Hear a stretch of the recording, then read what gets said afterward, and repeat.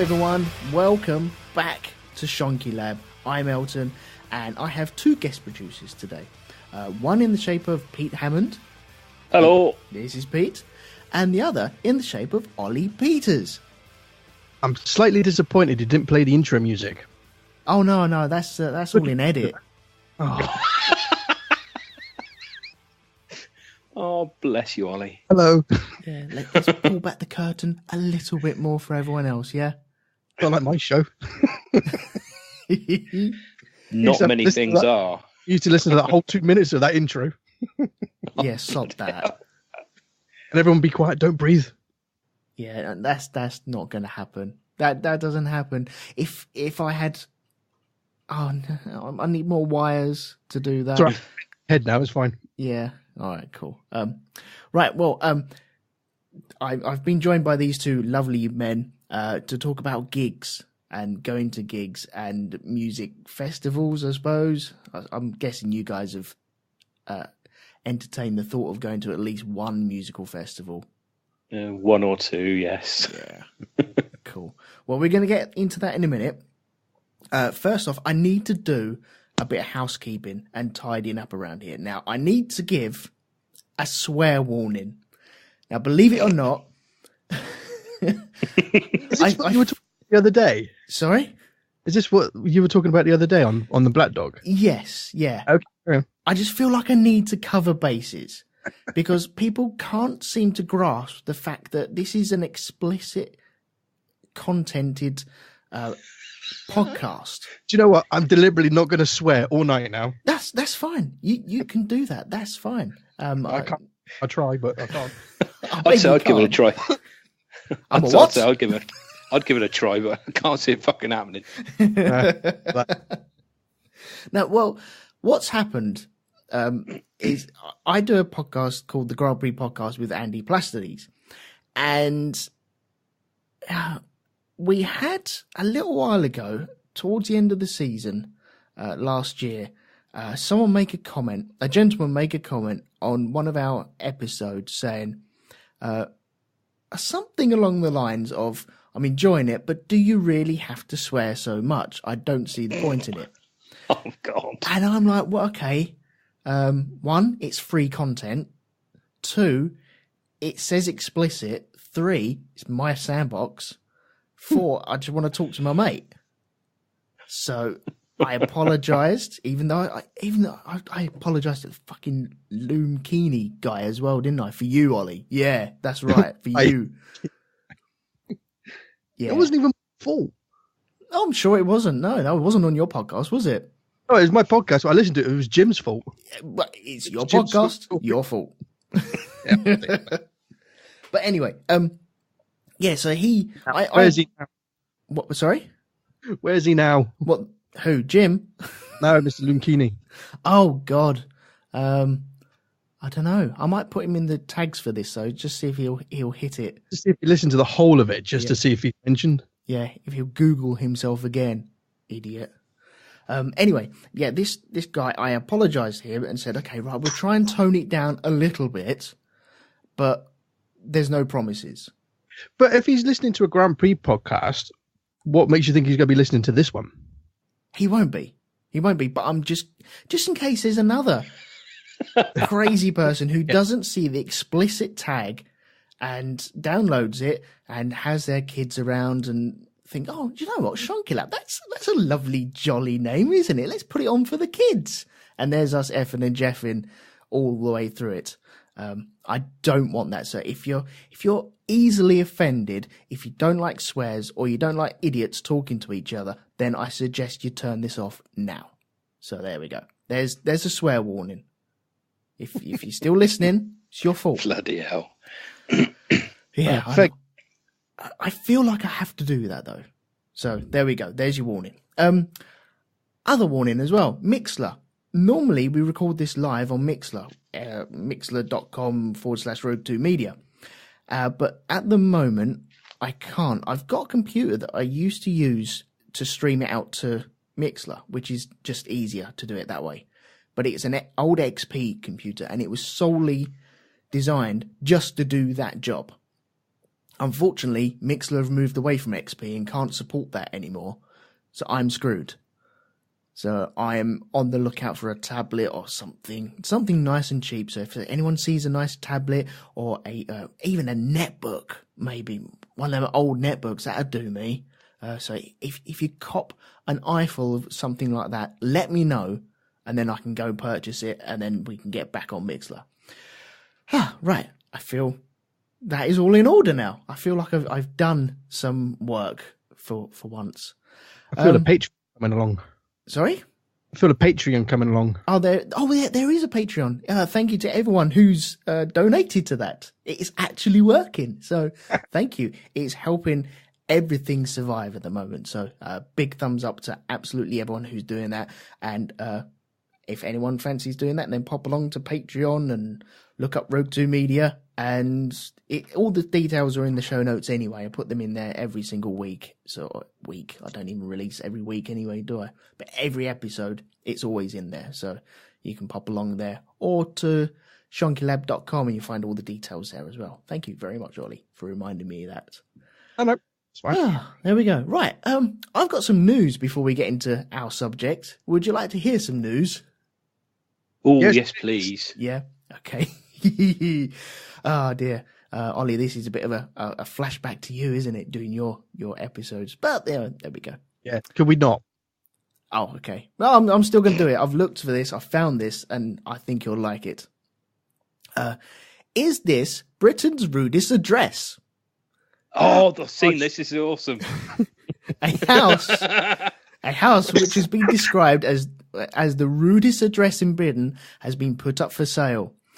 Potential buyers may need a decent sense of humour if they are to move into a 3-bedroom property at 69 Cock Lane. The semi has gone on. I'm 12. It's brilliant.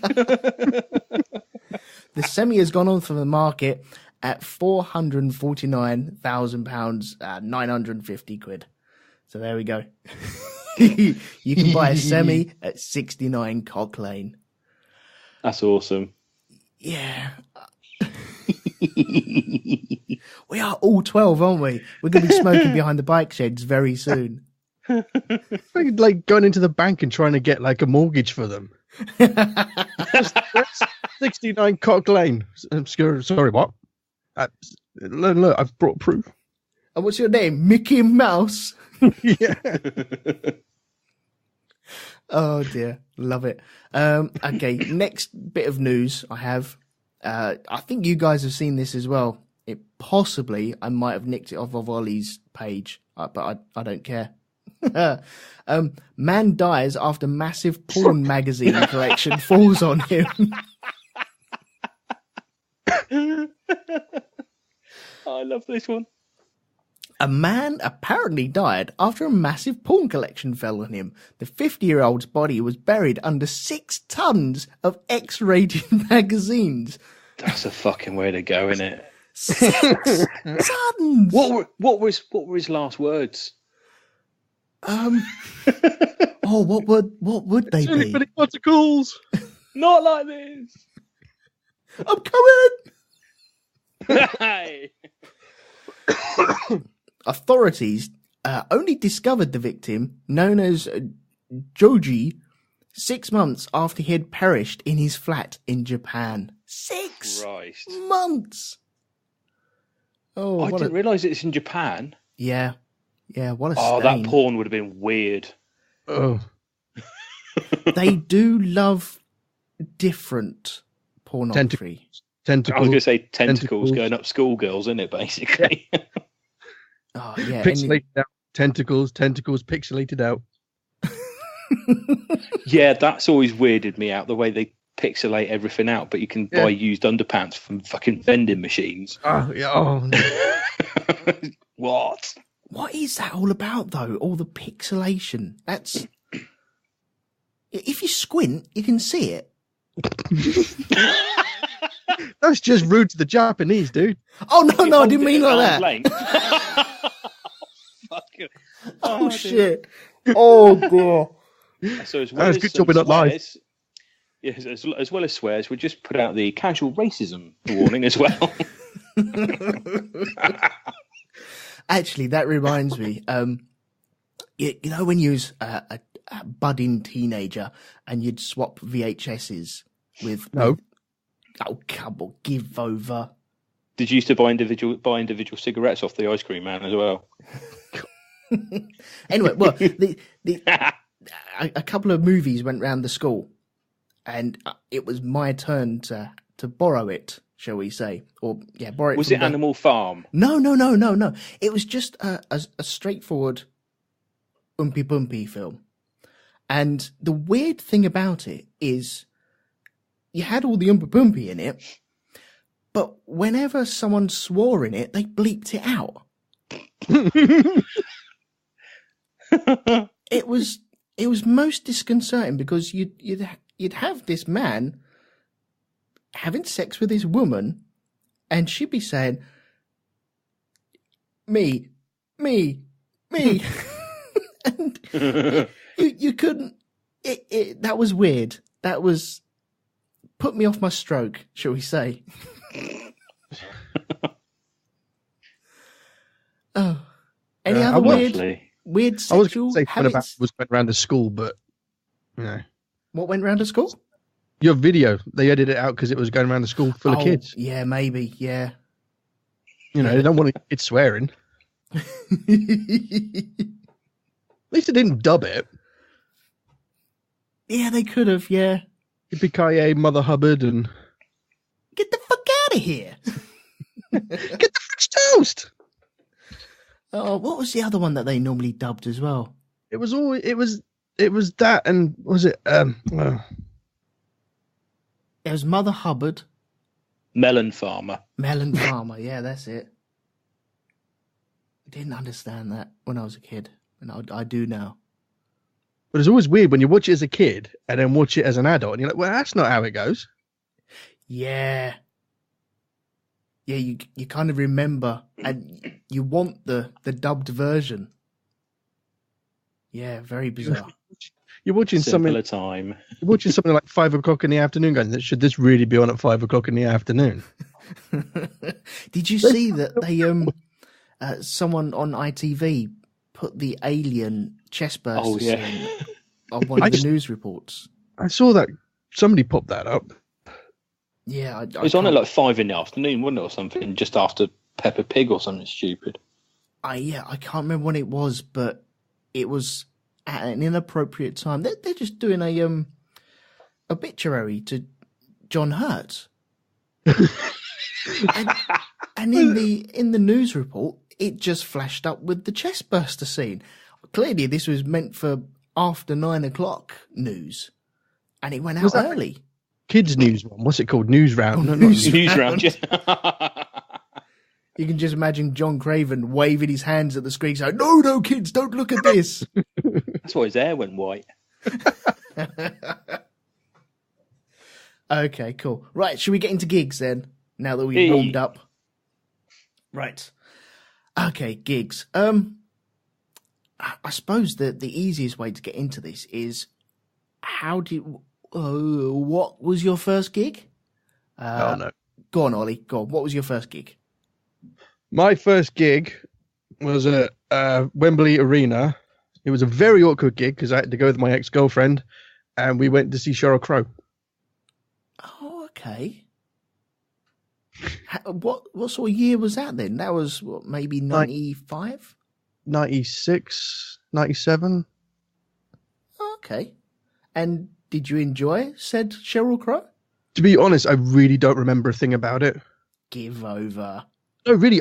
We had quite good seats, actually. We were sat on the sides, but because I think Wembley Arena is shit for music. Mm-hmm. Yeah, it's not especially good. Especially when you're sat around. It's all right if you're at the front and standing, but if you're in the seats, it's shit. I've been there. I think I've seen two bands while sitting in there, and it's terrible. No, Sheryl Crow was pretty much opposite the stage, sat at the side. Yep. So, and because I had a little bit of a crush on Sheryl Crow, so it was quite good seats to see her, but I don't remember a thing about it. Right. It was about 20 years ago. Yeah. Fuck, it was 20 years ago. Oh no. Oh God. Oh yeah.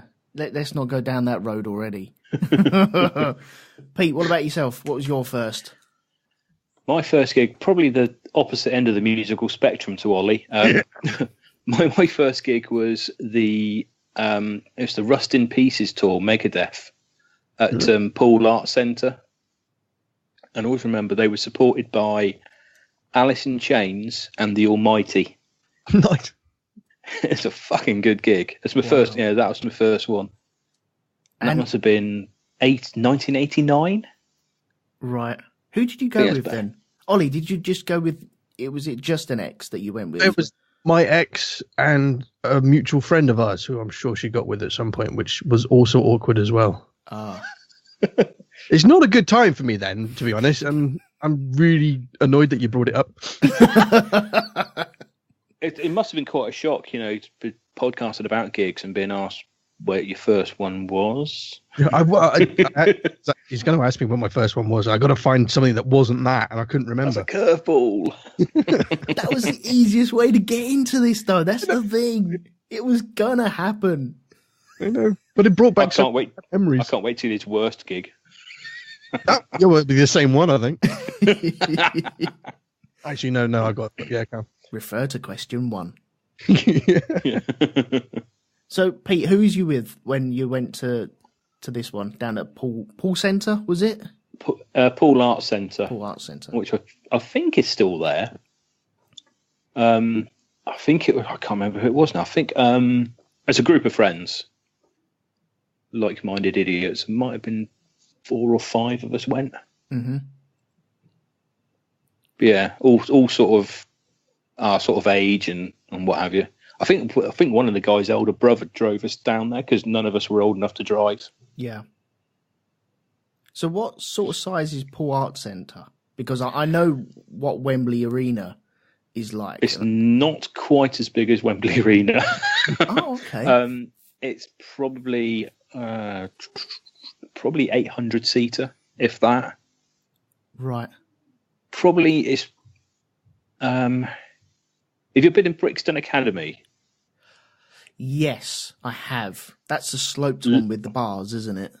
Yeah. Yep. Take out the balcony, and it's probably a little bit smaller than Brixton. Wow, that's tiny compared to Wembley Arena. Yeah, that's the best sort of atmosphere. Well, we'll go into personal preferences later, but I always think that's the best sort of atmosphere to see gigs in. Yeah. No, I totally agree.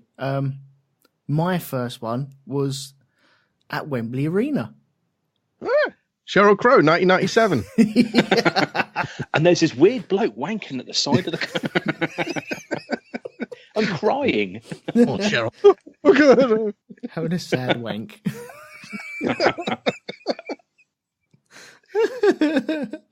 Oh, you just reminded me of a couple of things. Unrelated. That for another show. No. Yeah, mine was 1995. I went to see Blur. Ooh. And they were pretty much at the height of their powers at that time. Maybe just coming into it. And I think at least 6 of us went.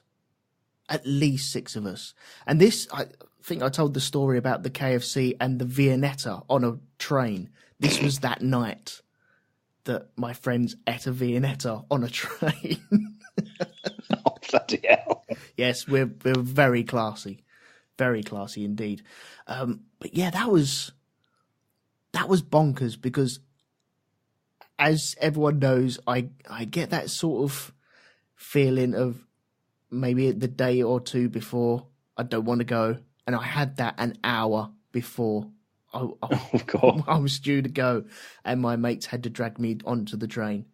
But yeah, that was, once I was there, that was amazing. That was so cool. It was just nothing I'd ever experienced before. And Damon Albarn did this thing at the very front of the stage. He'd normally douse the first couple of rows of water with his water bottle. And we all got caked in it. It was just, oh my God, we got splashed by Damon Albarn. Brilliant. That's not a gig then, is it? Because it would have been the hair. Yeah. But But that was good. Wembley Arena though, I don't mind that arena actually. You in the crowd, like standing? Yes, we got right up to the very, very front.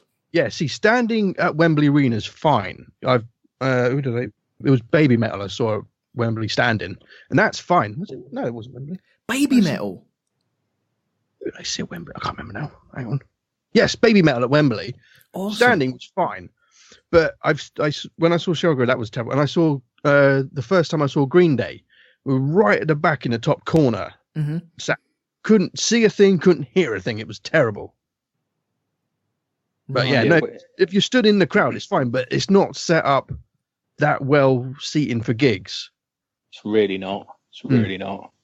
I say because I've seen two bands at Wembley. Now I've seen Rammstein, but unfortunately we were sat right at the back for that.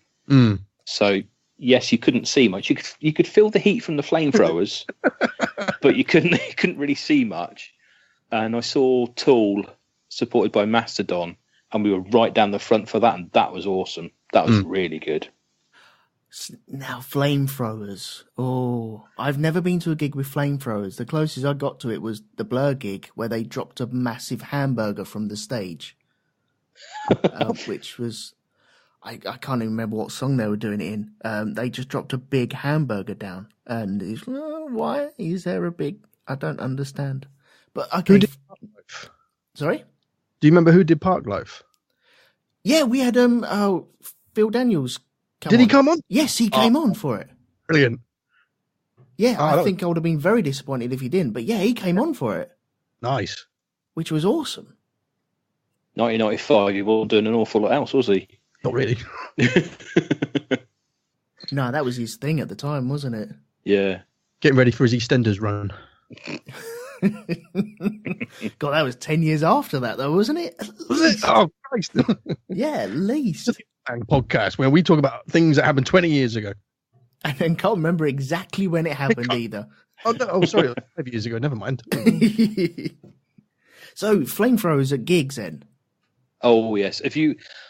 I think it's still on YouTube, but if you YouTube, ever do a YouTube search for Rammstein Feuer Frei at Brixton Academy, you'll get the full force of what they do, and it is just fucking ludicrous. It really is mental.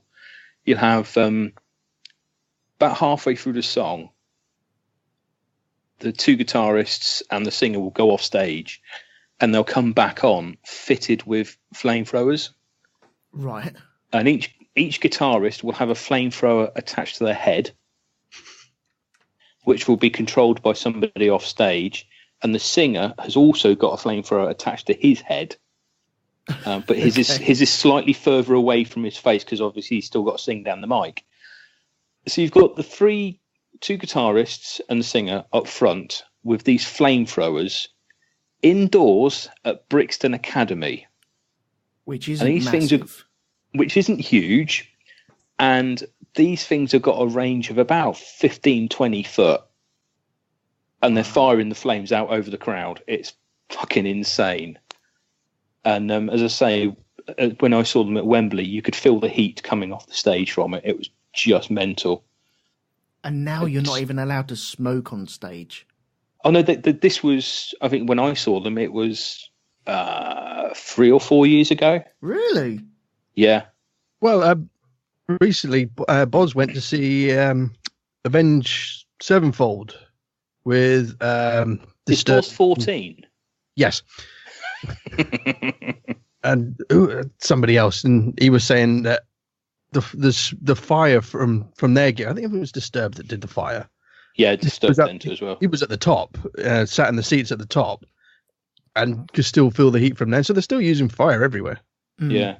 I mean, Rammstein tend to use... I mean, when I saw them, it was on the Liberis for Alada tour, and they had a 20-foot cock that fired foam out over the audience as well, until the singer would be winding around on stage on this 20-foot cock firing foam at everybody.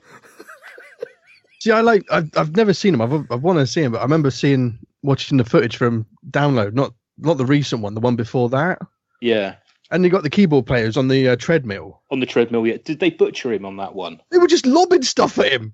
Yeah, they do lob stuff at him. Made me laugh. He's there trying to walk on the treadmill doing the keyboard thing. They're just lobbing bottles of water and shit at him. I'm just like, seriously, dude, he's going to fall over in a minute. Are there a lot of Class A drugs when they being done when they decide what they're going to do on stage?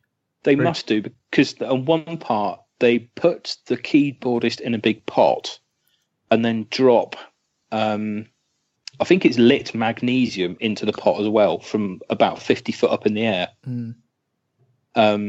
Did they not learn from James Hetfield? Oh, James Hetfield's just a fucking idiot who stands in the wrong place twice. Michael Jackson wouldn't do this. I know that. No, just Dutch children. Yeah, no proof. But no, have you ever seen it as well? They didn't do it when I saw them, but when they do, because Rammstein covered Depeche Mode Stripped, and halfway through the song, it's usually the bass player gets into a rubber dinghy and goes out around the crowd. Nice. It's brilliant. It takes crowd surfing to a new level. He's just in a rubber dinghy stood up, going around the entire arena. It's really cool. What, they're walking him over their heads? Yeah. That's wicked. That one is on YouTube, and I've seen it numerous times. It's just so funny. He just gets on. They just get this rubber dinghy out, and he sits in the rubber dinghy and just goes around the arena. It's so cool. People are just chucking stuff at him and all the rest. Somebody chucked a shoe at him and he caught it, and it's just like, oh, I'm having that. Yeah. Oh. I might as well tell this now. People that throw clothing at gigs. Yeah, but you're in a dinghy. What? How many Tom Jones gigs have you been to? Go on, sorry, Ollie, you broke up a little bit there. Oh, sorry, I was saying, how many Tom Jones gigs have you been to? Oh, Tom Jones. Oh, okay. No, none, actually. None. I think I might have seen him live. I'm not sure. Really? I think I have. Was this by accident? It might have been Glastonbury. I'm going to say he's done Glastonbury, isn't he? I think it was at a Glastonbury. Or a V festival. Yeah, I think they're the most likely candidates for seeing him. Yeah, so I wouldn't naturally go to see him. Oh, I got my Tom Jones tickets through. Looking forward to this one. It's all the Stereophonics, but they're Welsh, that counts. Yeah. Okay. So they're just throwing utter crap at this guy in a dinghy. And does he get back safely? He gets back and finishes the song. Yeah. Finishes the gig. Yeah. But they do it at most shows. They used to do it. The keyboardist used to do it, but they used to tip the dinghy over and abuse him. Whereas the bass player's like 7 foot tall, and they tend not to mess with him. Right. Yeah, you have to be a certain way to play bass, I feel. Yes. Nah. He says it's only 4 strings. No, you got the 6 though, haven't you? Or you got the 5? 7. I got 8. Oh, you got 8? Oh, nice. I got 8 string, yeah. That's just far too greedy. Yeah. It's awesome. I love it. It's the Steph Carpenter ESP. Gorgeous bit of kit. Mm. Yeah. And it just sounds like it's brr, brr. Are you a slap of the bass type man or a pick of the bass type man? Do you know, since I've been playing again, I've gone fingering. Really? Yeah. And what about bass playing? Well, it's usually more of a kind of, I can't fucking do this and throw it. No, I mean, when I used to play bass years ago, and I just hated playing finger bass because it just blisters your fingers to fuck. Mm. So I use plectrums. And since I've been doing it again, I've just completely been playing fingers, and I'm like, I don't understand. This is fine. It's all good. But yeah, no, I'm fingering at the moment. Bass. Good man. Good man. Okay, one for the guitarists then. Do you, as you're walking down the road, you just drag your hands across brick walls just to toughen them up a little bit? No. I have done, yeah. Yeah, I do that. I'm still in the habit of doing it. Why? What? Don't know. It just calluses your hands a little bit. Yeah. Play more. Yeah, should play more, yes. But I just got, when I first got my guitar, I just got into the habit of dragging my hands, just the tips of my fingers, across brick walls, just to toughen them up ever so slightly. Never done that. No? No. Oh. There you go. Every day's a school day. Yeah. We're walking around rubbing bricks now. What are you doing? Rubbing bricks, making my fingers harder. Okay, what sort of crazy stuff have you seen at gigs then? From either the audience... Now, yeah, let's go from the audience first. Audience-wise... Fights? Nothing. Sorry? Fights? I was going to say circle pits and wall of death. Wall of Death at Baby Metal was brilliant. Okay, what is a Wall of Death? Wall of Death, basically the crowd parts. So you've just got this empty space in front of the stage. And then at a certain given signal, the two halves just run at each other. Okay. That's basically it. And what happens? Fights, broken bones, bloodied noses, cuddles. Oh my God. No, I've never been to a gig like that. They don't do that at Celine Dion, do they? Oh, you'd be surprised. Not that I've been to Celine Dion, crying out loud. No, kill me now. I've seen Wigfield. Really? Yeah. How So it's the been hell? Mm-hmm. I said it's been fun. I'll Wigfield was one of the best gigs I've ever been to. I'm sorry, we seem to have dropped into a parallel universe. What the hell? This is it. When I was at uni, Yeah. we had two student union bars. One, College Road, was a bit indie, a bit metal, a bit grunge, a bit alternative, and was really small.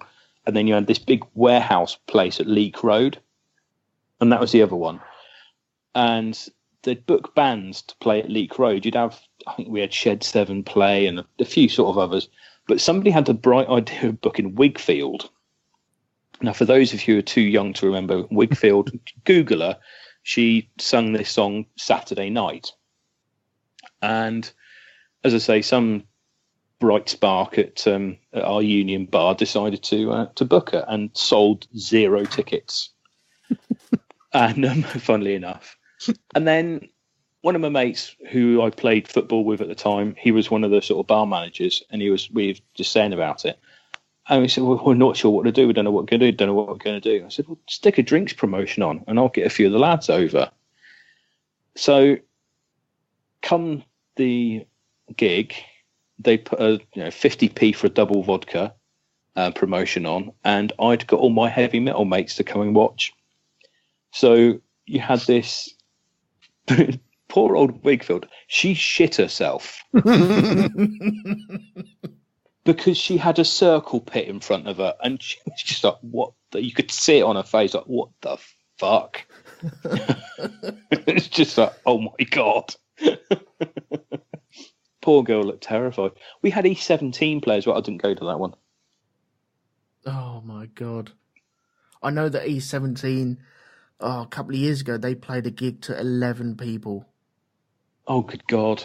11 people. 11 people. But I don't think they had Brian Harvey or Tony Mortimer in the band at the time. Oh, is it even E17 then? Well, because that's just the two blokes stood at the back, isn't it? Yeah, it would be, yeah. Them two and some other dude that nobody's ever seen before. Oh, good Lord, that's horrific. Yeah, that's not good. So what is a circle pit then? Is that different to a wall of death type thing? So, circle pit's when everybody runs around in a circle. What, like So in, ring a ring. right? Okay, like in a swimming pool. Kind of, yeah. It's sort of they tend to get like a big circle going. Certainly a download like Machine Head and Devil Driver and bands like that will get two going at once. Yeah. Which is always quite good fun. And if it's dry, it's just like these big sort of Dust. whirlwinds of dust come up. It's absolutely fantastic. Looks really impressive. Really? Yeah. I've never seen Yeah. this. I think again to YouTube. I think if you YouTube Devil Driver Circle Pits, it will bring this up. It looks really cool. Right. Okay, I'm definitely doing this after the show then.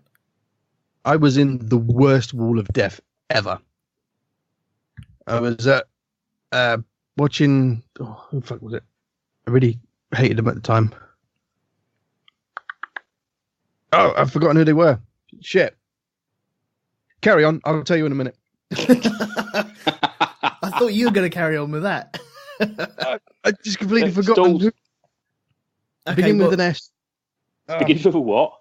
With an S, I think. Hold on. Status quo. Carry on. No. I can't think of anyone else. Okay, Pete, what about your wall of death then? Have you got any experiences from that?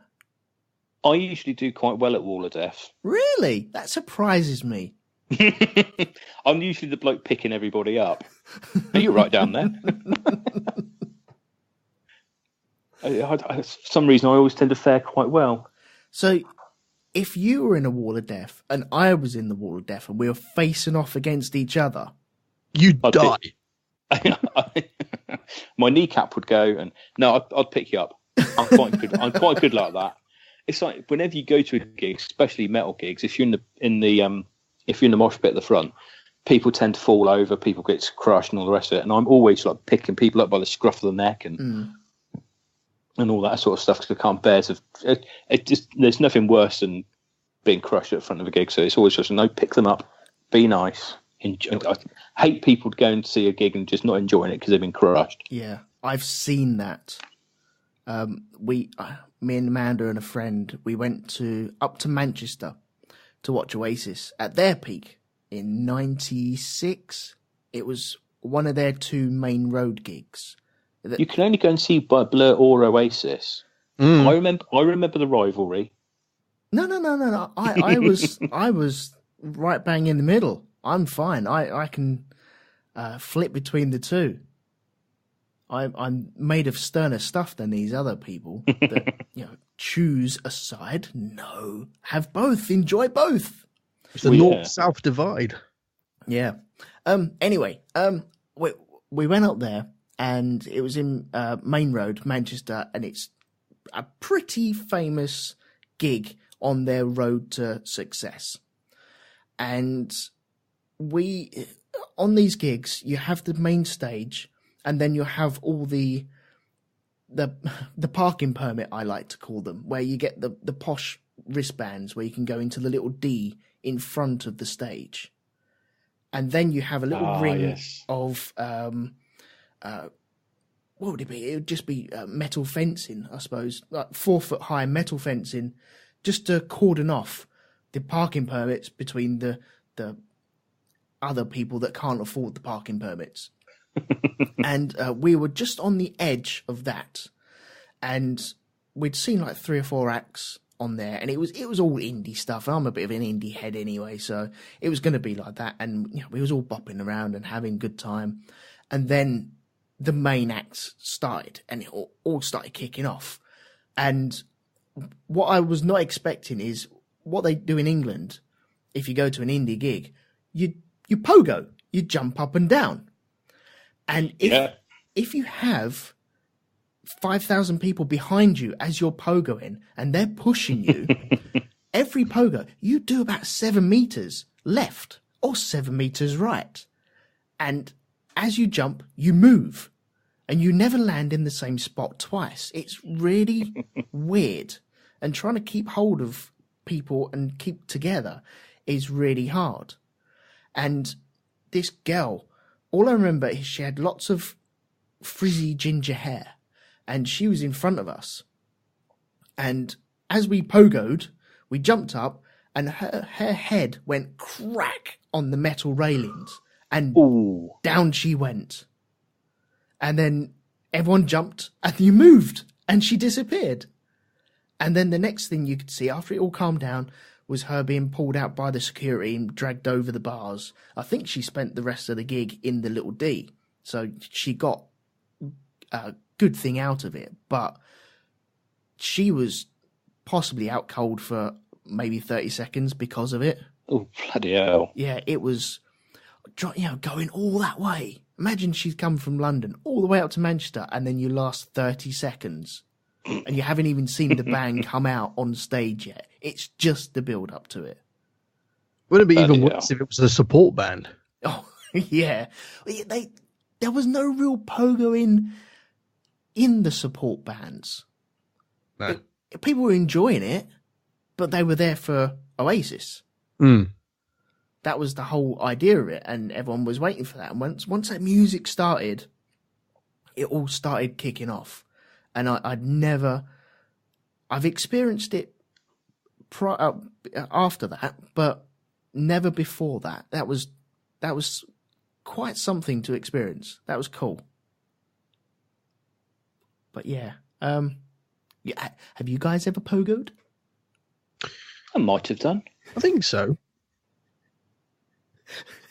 Back when my legs could take it and they don't cane every time I start jumping around. You're too old for it now. Oh, that was ridiculous. Just standing just does my head in. I'm like, oh, my legs are killing me. I've been here for 4 fucking hours.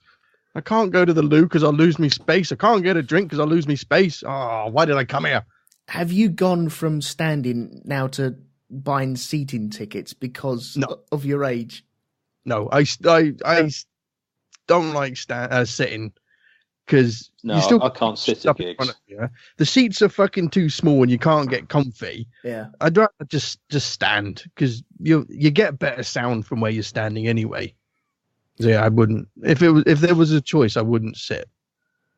But don't you always get like the big dudes, the Pete Hammond stand in front of you? There's always, no matter where, like both me and my missus, no matter where we are, there's always some fucking large cunt in front of me. And it's just like, seriously? This fucking building and you have to stand in front of fucking me. And, but we'll be picking you up when you fall over in the mosh pit. I am at the back by the sound booth. I like to leave a little bit of space in front of me so I got a bit of room. Mm-hmm. Yeah. Fucking some bastard will always come and stand in front of me. I'm like, seriously, dude, I left that space for a reason, not for you to come and stand there. I'm not going to do anything because I'm all mouth. This is my area. Do not invade my area. I get my measuring tape out and say, look, this is my personal space. Fuck off. Yeah. Okay, someone mentioned it, mosh pits. Is it any different to one of these circles or the walls of death? There's an element of organisation about a circle pit. Do you hold hands? You can do. Yeah? You can do. And do you run? There's a certain piece onto it. Is it running or skipping? Skip. I think skipping. Because then people don't come near you. And you look mental. What the fuck's he on? La la la la la. La la la la. So mosh pits then. Have you guys been in mosh pits? That's where I tend to go when I go to a gig now. In my younger days. What happens? This is. I've never been in this territory. No, you kind of have. If you're near the barriers, it's basically right down the front of the stage. Yeah. And where you're saying about pogoing, it's basically that. It's just pogoing, but you're bouncing into everybody else. Yeah. It's low altitude pogoing, essentially. But it's like it's a shifting, swaying mass of people that can get a little bit unruly. There's elbows and fists and knees and stuff going about, but generally speaking, it's not circle pit, it's not wall of death, it's just sort of the area directly in front of the stage. And usually there's kind of like an invisible barrier of people to stand back from the mosh pit who are just watching the gig. And then you've got the people in the mosh pit who are just going hell for leather. Right. And is it intentionally hurting people or not? No. Oh, no, it's not intentional, no. No. It's all done in fun and games. Mm-hmm. And like, I mean, say if you get a wallop in the head, you sort of look up and it'll be like, sorry, no worries, carry on, wallop. But you're saying about the like there will be that sort of gap between people who just want to stand and watch and the moshers, but they will be there to make sure that they don't crash into everybody else. Like they're a kind of barrier, as it was. So somebody comes flying at you, so you sort of make sure they're not falling over, and you're kind of like a safety pillar, as it was. Right. Okay. And these aren't employed people. These are just people there to watch the gig. Yeah, you're just there watching it while they're moshing in front of you. And you're just bouncing them. They're just bouncing off of you. Yeah, they'll bounce into you. You just chuck them back into the mosh pit. Right. Okay. Wow. I never really thought of it that way. It's quite fun to watch as a spectator. Especially if you're not that to the band. You're just like, I'm going to watch these guys. They said they're nuts. Yeah. So, Ollie, you've retired from mosh pits then? I retired many a year ago. Ah, okay. Any reason why or not? I don't like people. I don't like getting bumped into it. I don't like getting hit. I just want to watch the band. Mm-hmm. Miserable old git. No, I get it. I go to these things because I want to watch a certain person or a support band or the main band, and I want to have fun. I don't want to get covered in piss. I don't want to be punched. I don't want to be elbowed. I really want to go and see these people, but I want to see them on my own. And I have a nice comfy chair in front of the stage. Because I don't like people and I don't like crowds. So it's pretty much the worst place I can be. But yeah. I go anyway. Yeah, there's always that dream of everyone else can't make it. 60,000 other people have gone sick. Just me then. Hello. Yeah, and it's just me rocking up, and I've got a deck chair, and I can just sit there and watch the band of my choice. Can you just hold on a minute? I need the loo. Yeah. That's the dream, isn't it? That really is. Yeah. You have to keep moving your chair around. I'm just trying to find the perfect spot. Keep playing. It's all right. I'm going to try over here. So you guys have been to festivals as well then, yeah? Yeah. Okay. What do we think of the person that's been at the front for 6 hours, decides to have a wee-wee in their plastic glass, and then luzzes it back into the crowd behind them? I don't know what happens at Oasis gigs. Happens at any gig, doesn't it? I've never seen it. Probably really? does happen. Yeah, well, I'm always at the back. I've pissed in a bottle and lobbed it at the stage. Was that Wigfield? No, who was it? She was not impressed. What's the fucking band? She stopped the dance routine quite quickly. Yeah. Was it Download? Who was it? It wasn't My Chemical Romance because I was in the tent watching Korn. I can't think of who it was, but now I've pissed in a bottle and lobbed it at the stage. A glass bottle? No, you can't get glass bottles in. I'm just asking. Had a wee in an Evian bottle and lobbed it forward. Wow. Wait, did it hit anything? I had no idea. You just disappeared. To be honest, it was a mass bottle fight. Oh, okay. And, it was just, just got lost in the melee. I'm aiming for the drum skin. Because I've been to some gigs where you're not too sure whether beer has hit you or piss has hit you. And sometimes it's on your face and you something went in my mouth. I'm sure it did. That's wee. Yeah, it's normally wee, isn't it? Been hit by something, but I'm just trying to ignore it. Yeah. Because that's the thing. I always assume it is piss because it's so fucking expensive to buy a beer at a festival now. But why would you throw beer? Yeah. Yeah, you're talking at least £5, aren't you? £5-6 for a pint. You're just like, I'm not throwing this over for fucking anything. Yeah. But I've I've seen. It's normally girlfriends on people's shoulders, and it just. I don't know why they do it. Target. Yeah, it's We're just trying to knock them off. It's a natural target, isn't it? And then You're trying to knock them over. That's what it is. You can if you're on a sunny day, you can see a rainbow in the water that is cascaded over this person, and it just gets bonkers.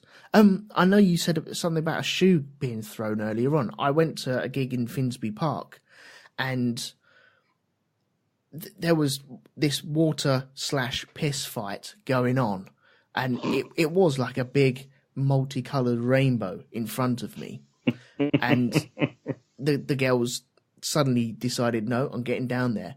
And then other implements, you'd see the glasses go across, or the plastic containers go across. Then you'd see what went across, like magazines go across, and you'd see plastic bottles go across.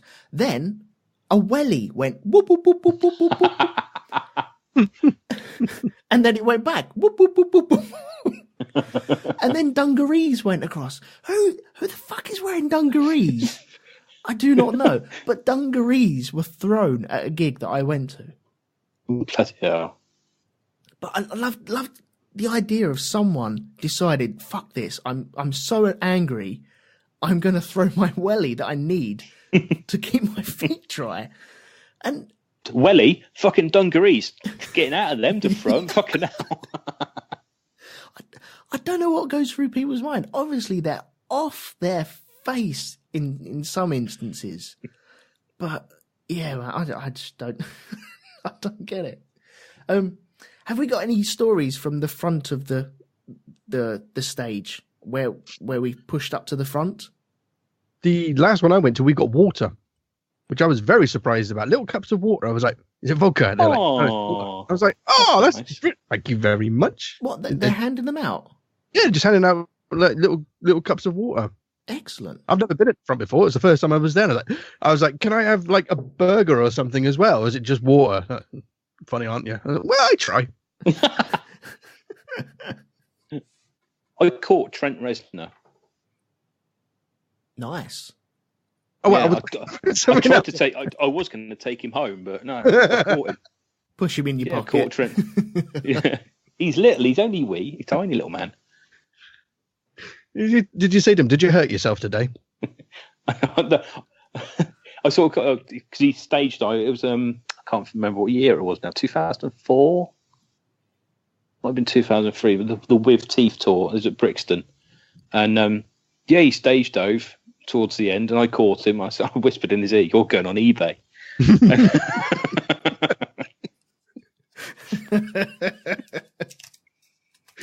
But then he was dragged back on stage. Oh,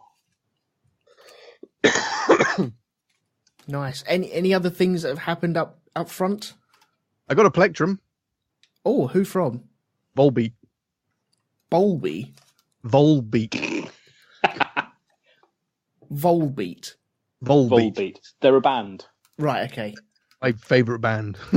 Oh, are they? Okay. Yeah, that's why I was like, because they were lobbing them out, and I was like, I've got to get one of these. I pretty much fought for it. Mm-hmm. Some young girl got an elbow in the back of the head.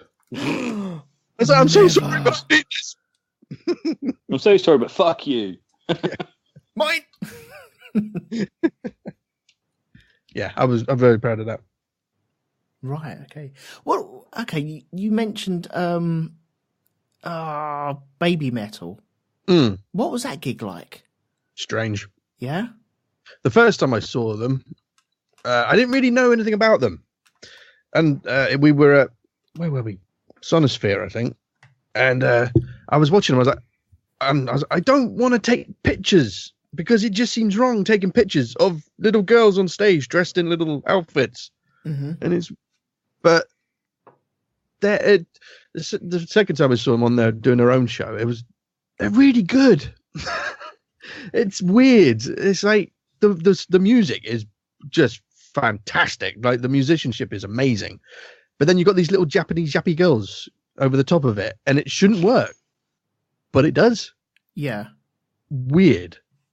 and my missus loves them, and she was like, "Oh my god!" But we were the way the stage was set up at Wembley. We didn't realize that they had like little risers that came out from where we were stood. So we were all looking at the back of the stage, going, "Oh yeah, there's." And suddenly these three little Japanese girls popped out in the middle of the stage, like in the middle of the arena. Like, oh my god, there they are! They're so small and Japanesey. But yeah, no, they're it's weird. It's a good weird. Are they one of them bands where the band continues but with different members? No, they've had the same lineup since the beginning. Right. Because apparently she was an actual singer, the main girl, Mm-hmm.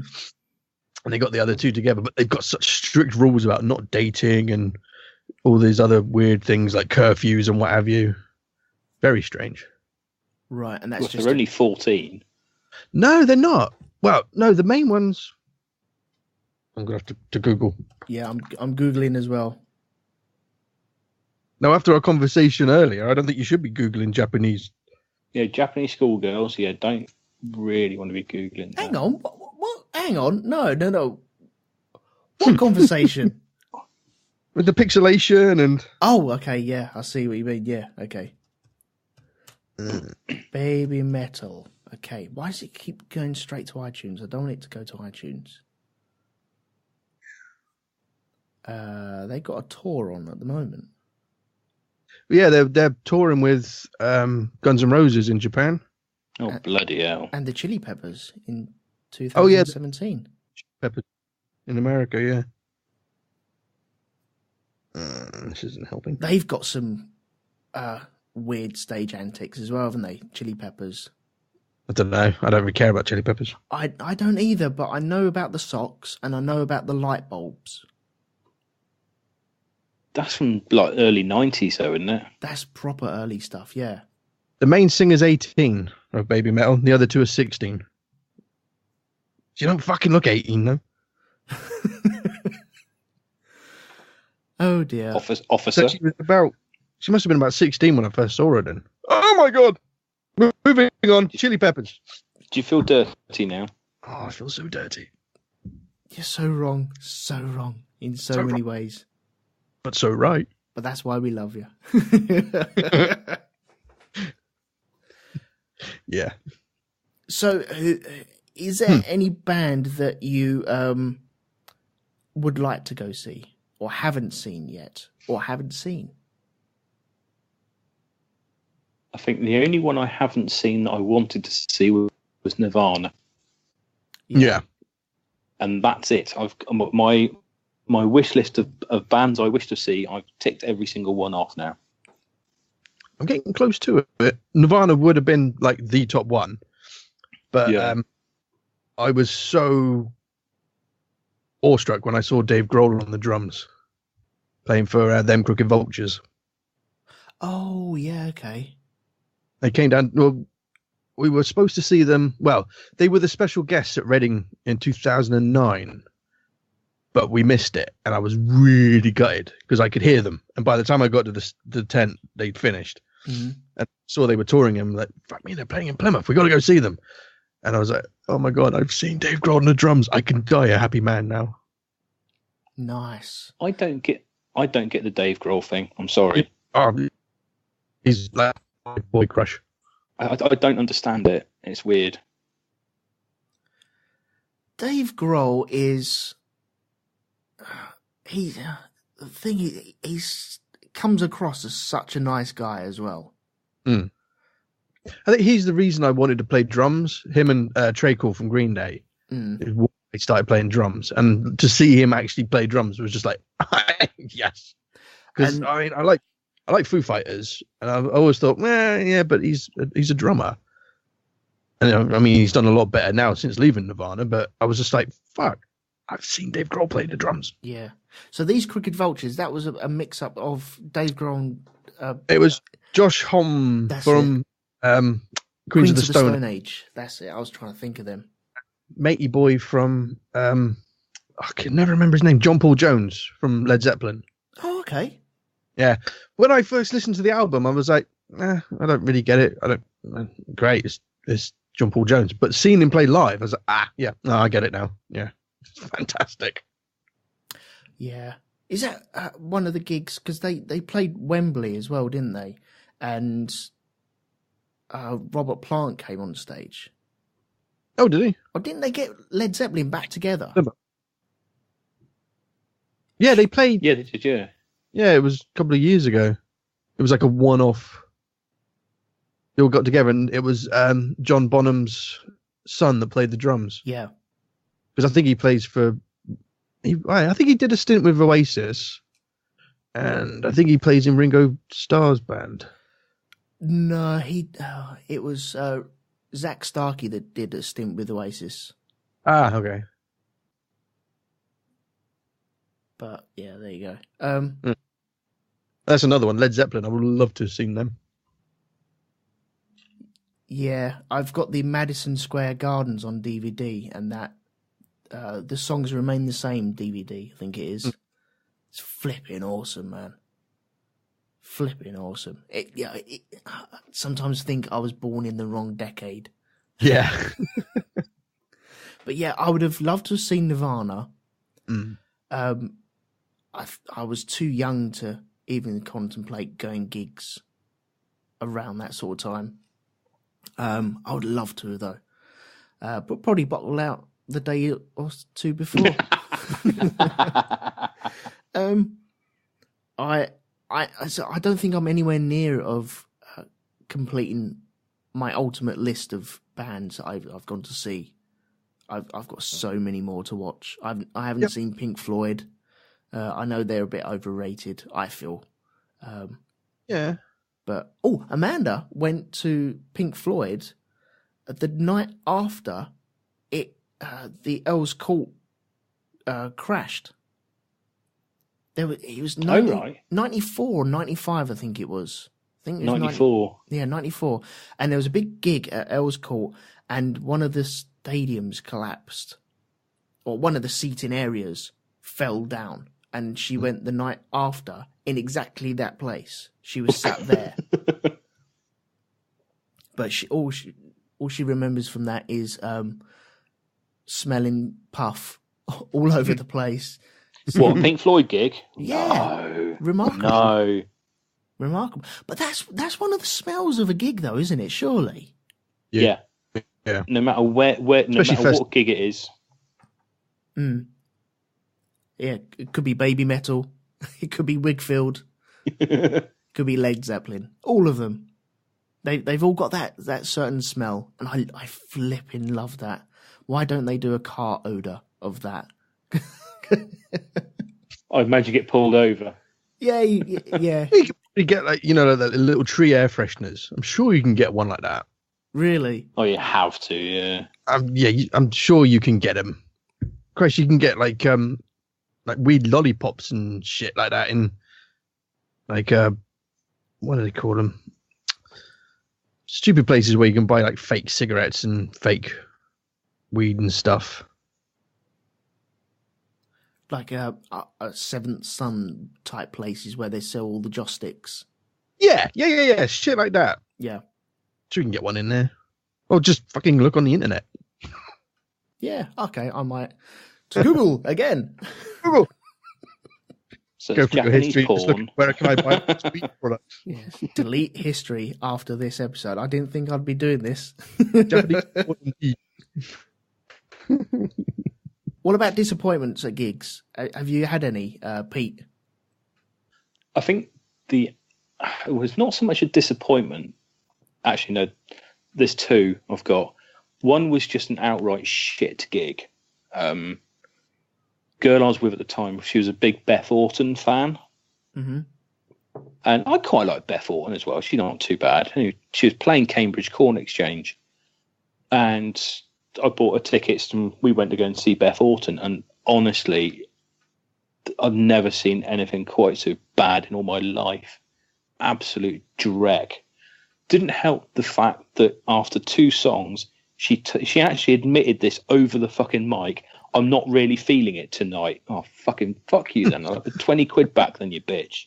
I'm glad you got Crohn's. Fuck off. awful fucking gig. Terrible. Absolutely awful. And it was just boring. And people were actually walking out. I've never seen anything like it. It was just really shit. Yeah.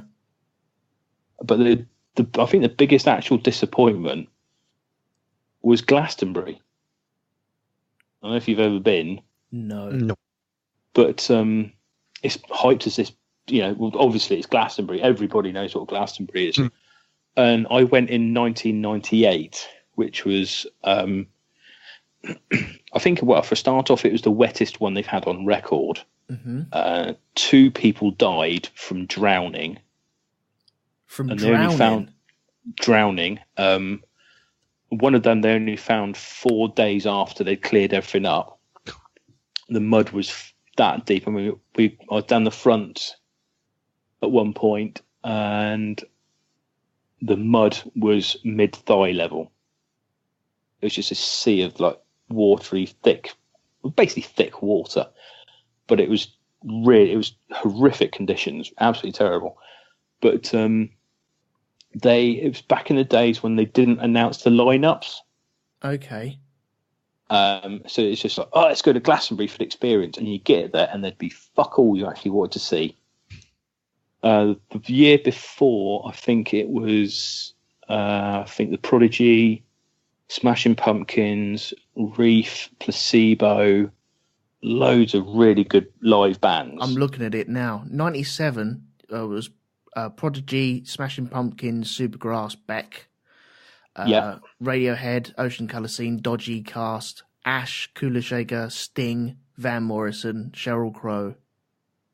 Ooh, Sheryl Crow. Yeah. And then the year after, 99, Moby and 9 Inch Nails. But the year I went, absolutely nothing I wanted to see. They put a single band I was interested in. It was really disappointing. Right, the main stage, 1998. Was Blur, I think. Yeah, Friday you had Primal Scream headlining it. Before them, James, Foo Fighters were on there, and Lightning Saw Seeds. the Foos. Yeah, saw the Foos. Saturday headlining was Blur. Then you had Tricky before them. Robbie Williams. Yeah. Manson, Stereophonics. Sunday, Pulp were headlining. Then before them, Nick Cave and the Bad Seeds, Sonic Youth. Sonic Youth, man, awesome. I think I saw Sonic Youth, but Bob there was nothing I was interested in seeing. It was really disappointing. Yeah. I think actually no, tell a lie. That's the year I got into the Deftones because I saw them. They were on the Saturday on the other stage. They were really, really good. Yeah, and I've been a massive fan of Deftones ever since. They're really fucking good. Brilliant. But that was when they were sort of heavier then. But since then I think they've been listening to a bit of Mogwai. Right. And it's kind of very sort of chilled out. It's really good. Bit experimental. A little bit, yeah. Yeah, long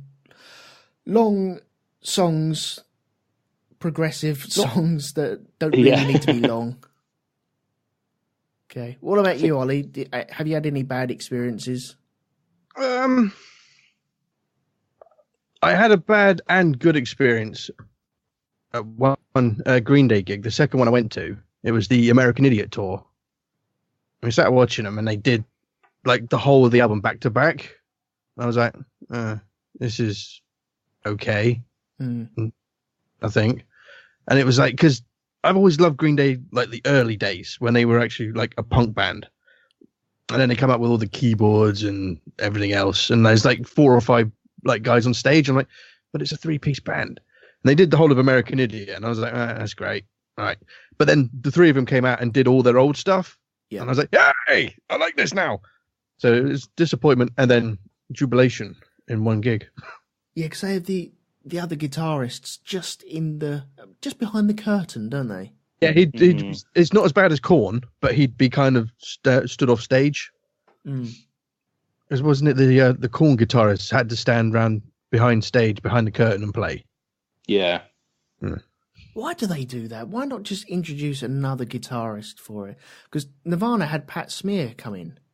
Yeah, but he wasn't. He was still in the band. He wasn't shunned off to the side or anything. No, he had joined the band by then, hadn't he? Yeah, because Kurt couldn't play. Yeah. And he was adding a bit more depth to it as well. Yeah. Which was cool. But, yeah. Yeah, I think the worst one I went to was, what was his name? It was a Helen gig. Helen gig, okay. Yeah. What was his fucking name? So that's two you've forgotten now. I know. Well, I remember the other one. Michael. The worst wall of death I was in was Blackstone Cherry, who was supported by Shinedown, and we were watching Shinedown, and he was like, "Right, everyone part, everyone make a gap in the middle," and we're like, "Oh, here we go! Oh, Christ, fuck! I've got to get out of here." What he did, he walked down the middle, preaching about something or other, walked all the way back to the stage, preaching about something, and then carried on with the show. Oh.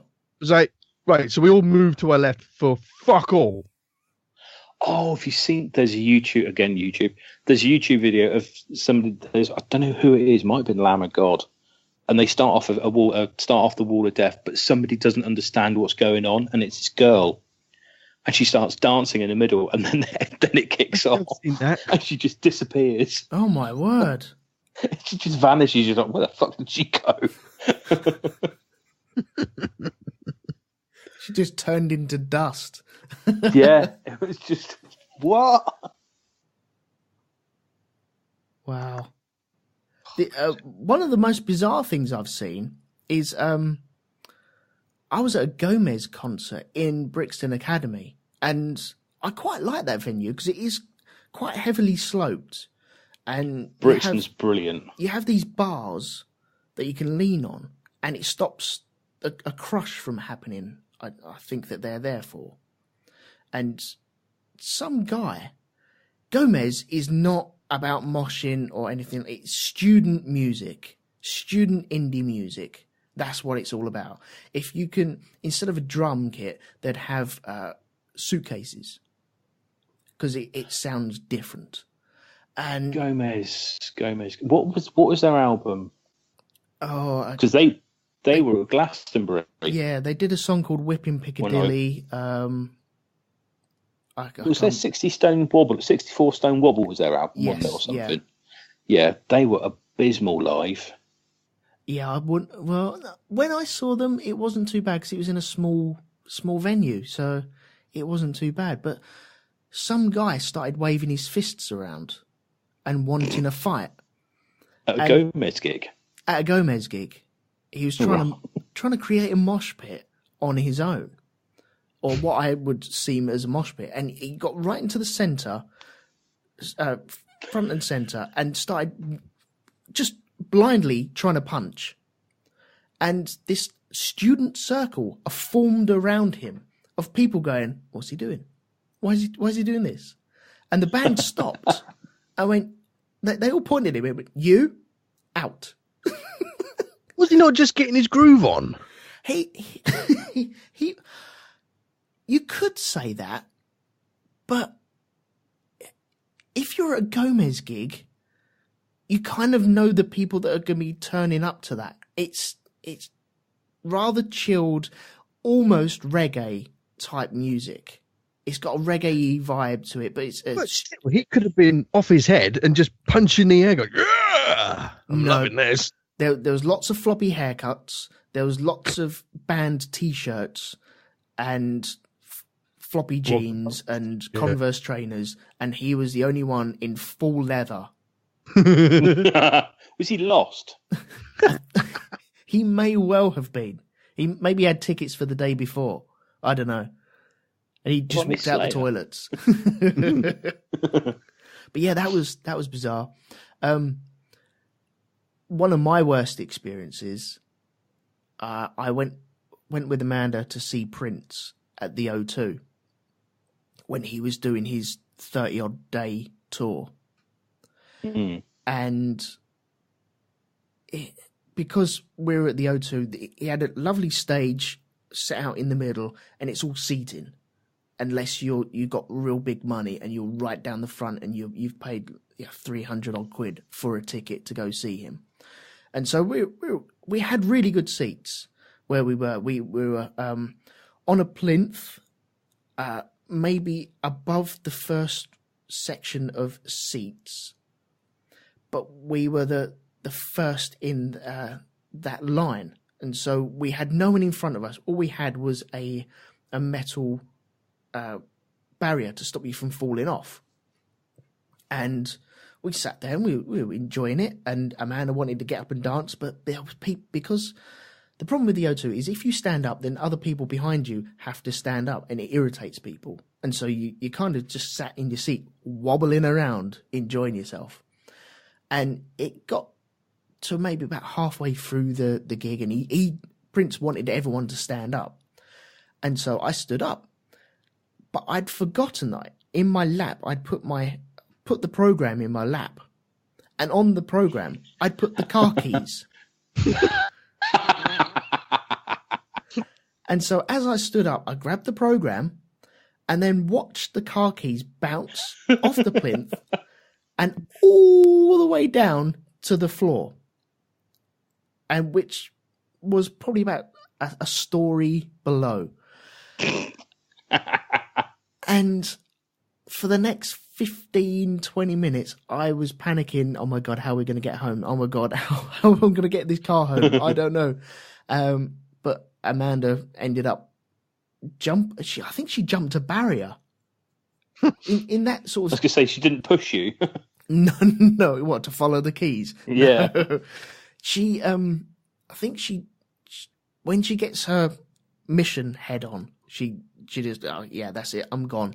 And she ended up jumping a barrier and speaking to one of the people. And it was about 10 minutes after that, we saw a security guard on a microphone just walking out, picking up some keys and walking back. And 5 minutes later, Amanda walked down with some keys in her hand. And I was like, oh, bollocks. Thank you. But yeah. Put them in your fucking pocket. Yes, I think that's what her words were. Definitely. But yeah, my heart stopped then. I couldn't enjoy the next 15 minutes. Oh, dear. You say about people being annoyed when you stand up on your seats and that. What are your pet peeves at gigs? Oh, I know one straight away, but I'll let someone else say it. Go on, Can't Pete. think of any. Okay. It's people watching it through their phones. I've got a brilliant one for that. On the ticket, when I went to see Tool at Wembley, they actually put on all the paraphernalia and all the tickets, and when you bought the tickets, no recording equipment of any kind, no iPhones, no iPads, nothing. Mm. And we were stood. I'd actually come out of the mosh pit for a bit, because when you go and see Tool, they do like a laser show as well, and it's a really good gig. But there was this guy videoing it on his iPhone, and security just came up behind him, took the iPhone, and walked out. Really? And it's this bloke just going, "Where's my fucking iPhone? Where's my fucking phone?" And he's chasing after the bloke, and the bloke was just like having none of it, and just walks out. Big security guy with security written on the jacket. But yeah, they were confiscating stuff, and he just literally reached over the bloke and just went, "Yoink, having that. You've been told." Mm. See, we were just like, "Yay!" That's what I was worried about when because basically my show is I go to gigs and record like gigs, review gigs that I go to, and because I'm trying to get little snippets of bands in that while I'm playing. But the last one I went to, I was at the front, and so I'm stood there with my phone out trying to record a little bit. I'm like, I hope nobody sees me. I hope nobody picks me out, because I've heard stories about people being picked out holding their phones and that. I'm like, oh God, quickly. Right, that's 30 seconds done. Put it away. I don't think 30 seconds is bad. No, but when you stood there, sort of holding your phone up, trying to get a decent sound, and suddenly they'll catch an eye and like, "All right, what are you doing with your phone?" I'm like, "I'm recording you for a podcast, sir." Quote. Oh, what? Yeah, because I'm using. What's a podcast? Oh Christ! Really, you want to do this now? But yeah, people that stand there and you're like, they're in front of you. You're kind of just watching their phone as well. You're like, why am I watching their phone? They're in front of me. Yeah, last time I went to Wembley Arena, I decided to get seating seats, go in the seating area because I'm getting old now, and because I just didn't fancy going into the standing bit. I just didn't really fancy it at all. And so halfway through the gig, all of a sudden, all these phones come out and start videoing, and then you can see everyone. It's just a sea of iPhones and lighting up.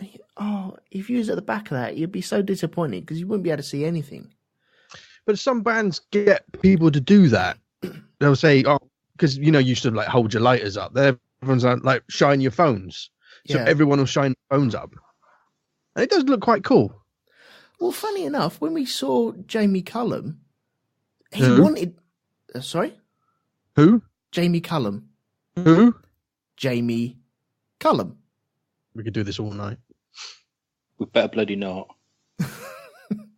When we saw Jamie Cullum, he told everyone, film it, do whatever you want, post it wherever you want, just spread it around. And some people want that. And some people want to sell the DVD 6 months later. Mm. So yeah, but you stand there filming. You stand there filming the gig and that you record a song, and you go home and watch it on your phone. It is the worst quality ever. It is the worst sound ever. And you're like, oh well, that was a waste of fucking 10 minutes. Exactly, yeah. Because you always think, oh, it sounds brilliant, it's awesome, and then you get back and like, oh. You're never going to sit down and watch it, are you? No, well, no. Really, you're not. Not on that quality, anyway. Mm. So all this Facebook live stuff, it doesn't pick anything up. It's shit. No, I wouldn't even bother with that. I'd maybe if I was at a gig and something weird happened. I saw Pete Doherty at the Royal Albert Hall, which is weird in itself. And I saw Counting Crows at Albert Hall. So. Oh, did you? It's got a weird sound to that place, isn't it? Yeah. It's not very good, I don't think. But anyway, what the Libertines used to do when they were touring, their last song, they'd get as many people as they could on stage and just join them for the last song. Mm. And he did that. And it went a bit weird, almost to the point where he nearly smashed the guitar over someone's head. So I think that would have been enjoyable to video, but I didn't have anything like that on me at the time. But yeah, they did that at Volbeat in Nottingham. They were like, "All right, we want everyone to come up on the stage. If you want to come on stage, jump the barriers." No, thank you for that. And we saw a couple of people go over the barrier, but we never saw them on stage. We don't have a clue where they went. Because I was like, right, I'm at the front. I really would love to go on stage with Bobby, and I'm like, hello. No, I mean, my jeans are too tight to jump over this fucking barrier. I'm old, I don't care. But nobody ended up on stage, and a couple of people sort of bounced over, and like, well, where the fuck did they go? And we were looking around, and like, I can't see them anywhere. This is really random. Security are playing whack-a-mole with all the people jumping over. Security had a clue what was going on, and like, right, go on, off you go. I'm like, no, wait. They've said, oh. Yeah, and then that's the thing, though. You would get thrown over the fence, and you'd end up ejected at the back of the stadium.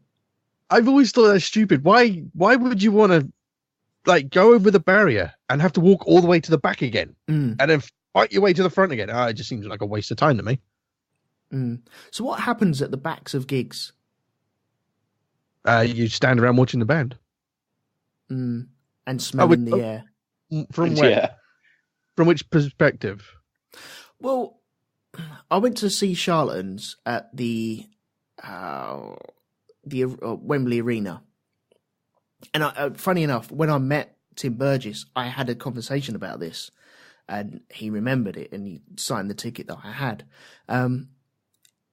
The gig we went to, Prince Nassim introduced them, and about 10 minutes into the gig, the whole venue ran out of beer. Oh, fuck. Yeah.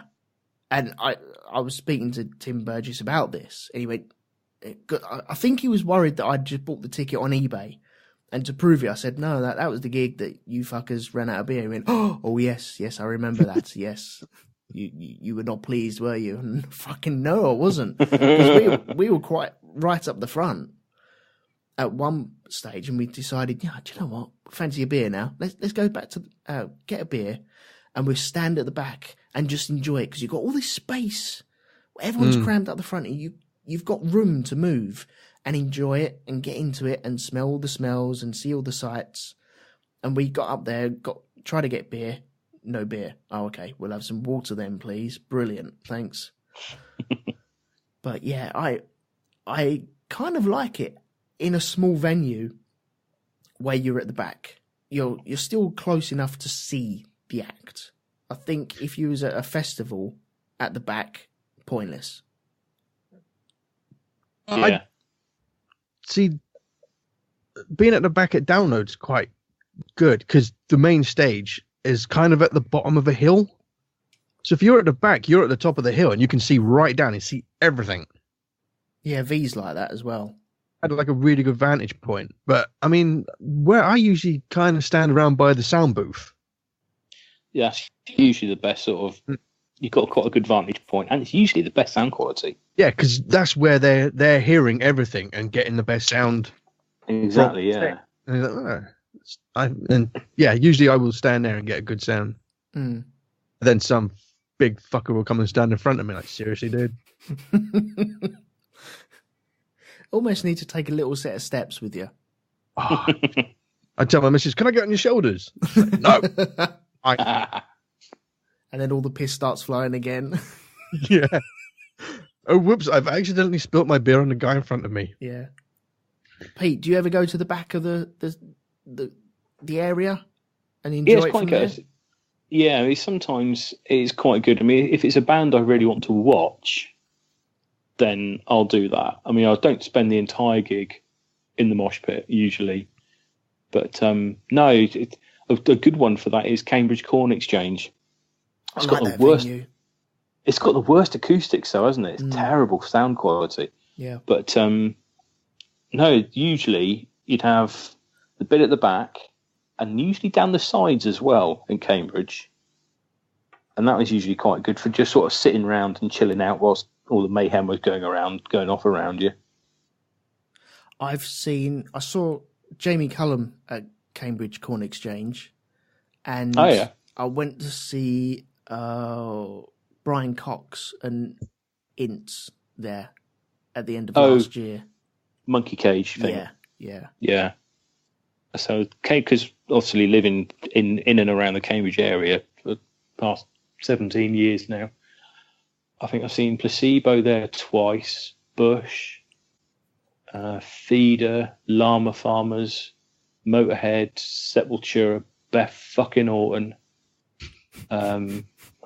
few others. It's not a bad venue, but sound quality is a bit weird. And then, of course, it's quite good for comedy venues as well, because I think I've seen Jack D, Jimmy Carr, and a few others in there as well.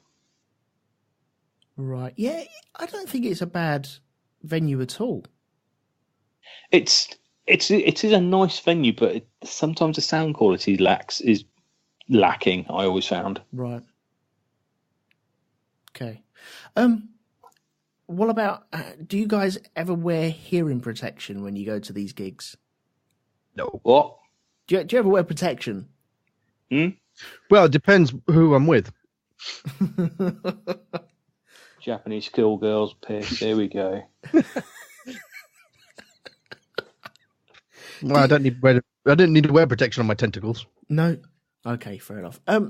Well, ear defenders or anything like that, earplugs. Do you wear them? No.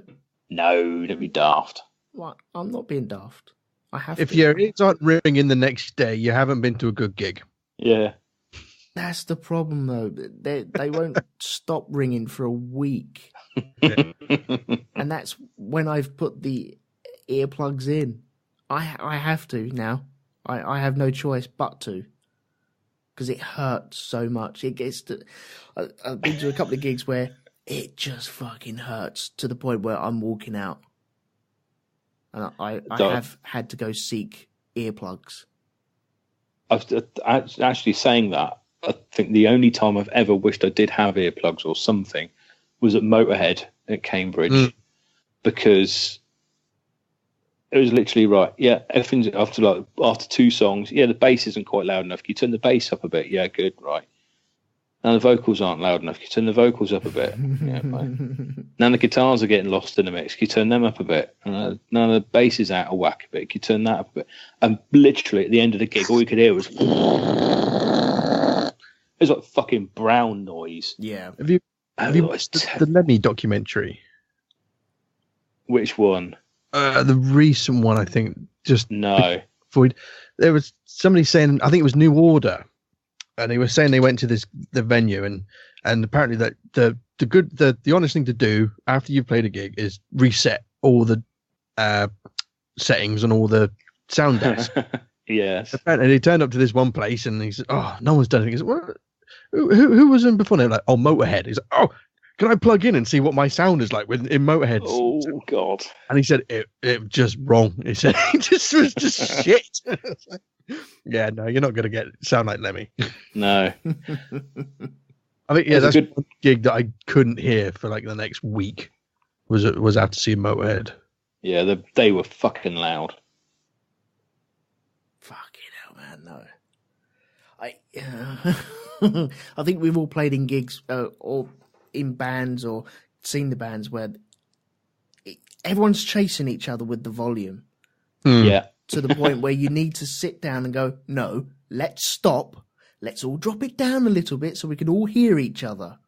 You'll start quite all right, and then you're like, well, I can't hear me. I'm going to turn up a little bit, and then hang on, why you turned up? I'm going to turn up a bit. And, hey, hang on, I'm going to turn up a bit more. And your drummers, they go, I can't fucking play any fucking louder. Yeah. He's destroying 4 or 5 skins in one session. Oh, now crack me cymbal. Oh yeah. I don't know where else to go with this now. I've run out of question. I suppose. Okay, famous gigs that we know. Famous gigs that. Famous ones. Any ones that you would like to have attended, maybe in the 60s, 70s, wherever. Any time, any place. What would you like to go on to? James Hetfield Catching Fire. And then the riots afterwards with Guns N' Roses. Yeah. Right. I'm going to Google this because I know something about it. This is it's on the Black Album tour. Yeah, it's the Black Album, Guns N' Roses and Faith No More. And basically, it was during Fade to Black, and they have obviously pyrotechnics and all the rest of it. And James Hetfield stood over one of the fucking fireworks when it went off. Oh, okay. Nearly took his arm off. So that was it. That was the end of their gig. That no more Metallica. You know, lead singer's on fire.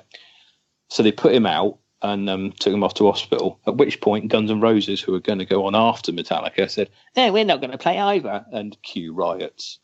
Oh God! Cars turned, shops smashed in. It was ridiculous. I think the other good one, again, this is a Metallica one. Have you ever seen the Metallica in Moscow? No.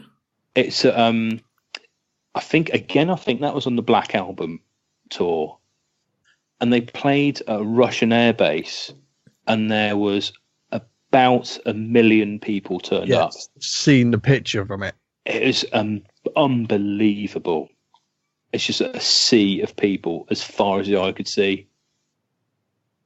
It's just incredible.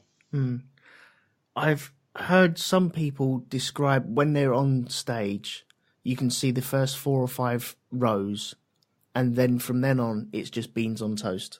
Yeah, you can't see because of the lights. Because the lights shining at you, you can't see a fucking thing. No, they're all glaring in your eyes, aren't they? You might. I mean, do you know what? Last I went. Saw Alter Bridge, and a friend of mine was wearing a T-shirt from a band that we like from Holland called Sequoia, and the bassist pointed my mate out that was wearing his T-shirt, and he sort of made the sign going, like your T-shirt," and we were like, "Holy fuck! He's recognised the band that nobody knows! Oh my god!" And tried to chuck about 5 plectrums that everybody else pinched. So we were a bit upset about that. But we were just like, "Oh my god, we've been recognised because of his T-shirt. That was so cool." Nice. But no, I can't think of any gigs that I wanted to be at. No. I think, I don't know, for me, Hyde Park, Rolling Stones, I think that was the Hell's Angel one as well. Oh, yeah, where they had those. God, yeah. That went well. Yeah. But I used to have that on VHS and used to watch that quite frequently, and I loved it.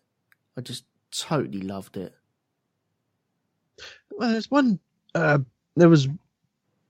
used to have this on VHS, recorded it off MTV, was Green Day live in Chicago, and I wore that video out. It was on their Dookie tour. Mm-hmm.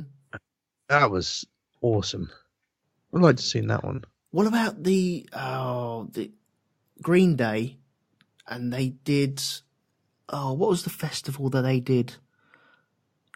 Woodstock. They did Woodstock too. Oh, they got a plaster in mud. Yeah, when the mud was thrown. 1994. Yeah. Yeah, that was the one Nine Inch Nails did. They didn't headline because Aerosmith came on after them, but for all intents and purposes, Nine Inch Nails headlined it because they just destroyed the stage. And they went on late as well because they were having a mud fight out the back. I remember the mud getting thrown at the Green Day thing, and I remember seeing Billy Joel's guitar just covered in mud, and he was just playing mud. Well, there was a big bit of turf thrown at him. It hit his guitar, splashed it, and then he put it in his mouth. Yeah, yeah. That was a bizarre festival actually because they banned alcohol. You weren't allowed alcohol at Woodstock '94. Right. Just weed. So drug dealers had a field day. I imagine they did, yeah. It's just unbelievable. So ridiculous. And the amount of heroin accounts went up through the roof, I'd imagine. Just with Trent Reznor. Mm. Back in them days. Yeah. Well, tell you what, I got a pet peeve. Oh, yeah, go on. Really, really annoys me. When you stand there, it doesn't matter whether it's a support band, the main band, whatever. You stood there trying to watch it. Somebody in front of you with their friend turns round with their back to the band and starts talking about their day. Right. Never happened in the mosh pit. No. It winds the fuck out of me. I'm like, seriously, I don't give a... You're pretty much stood in front of me, facing me, talking about shit. I don't know you, but you're talking to your friend. I'm trying to watch the fucking band. During the gig? During the gig, while the band's playing. That's never seen that. That's weird. It's happened to me probably about the last 4 gigs. Is it just you?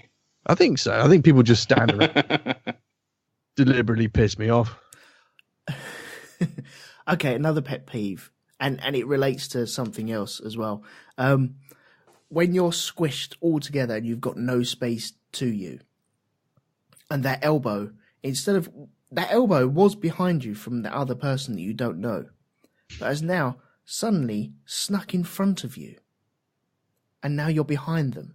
You're like, hang on a minute, and so you try to put your elbow in front of them, and you're just constantly jostling for this. It just annoys. If you didn't do that, you'd end up 5 or 6 people back in a space of seconds.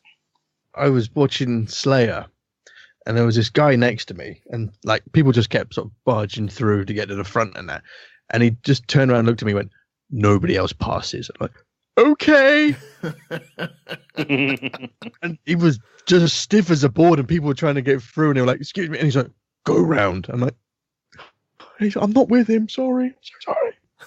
Yeah, he was a scary motherfucker. I'm like, okay, right. No, I'd steer clear of them.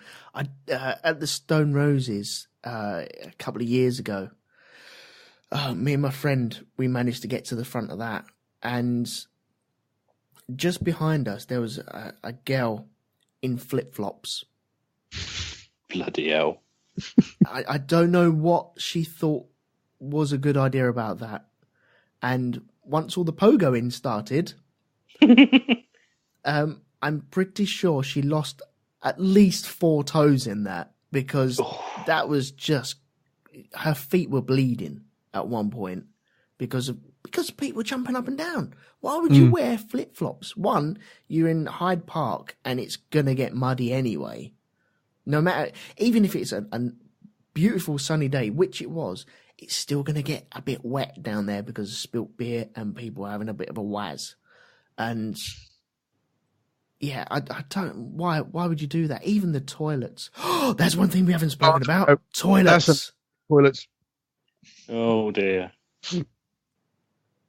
Toilets at gigs. Toilets, to be honest, I'm no good with public toilets, full stop. So going to festivals and I'm like, oh God, I'm pretty much vomiting before I even get, as soon as I think I need a pee. Oh God, it's going to be horrible, isn't it? Well, stadiums are all right, aren't they? Really? Stadiums are, yeah. Yeah, not at the end though, when everybody's going.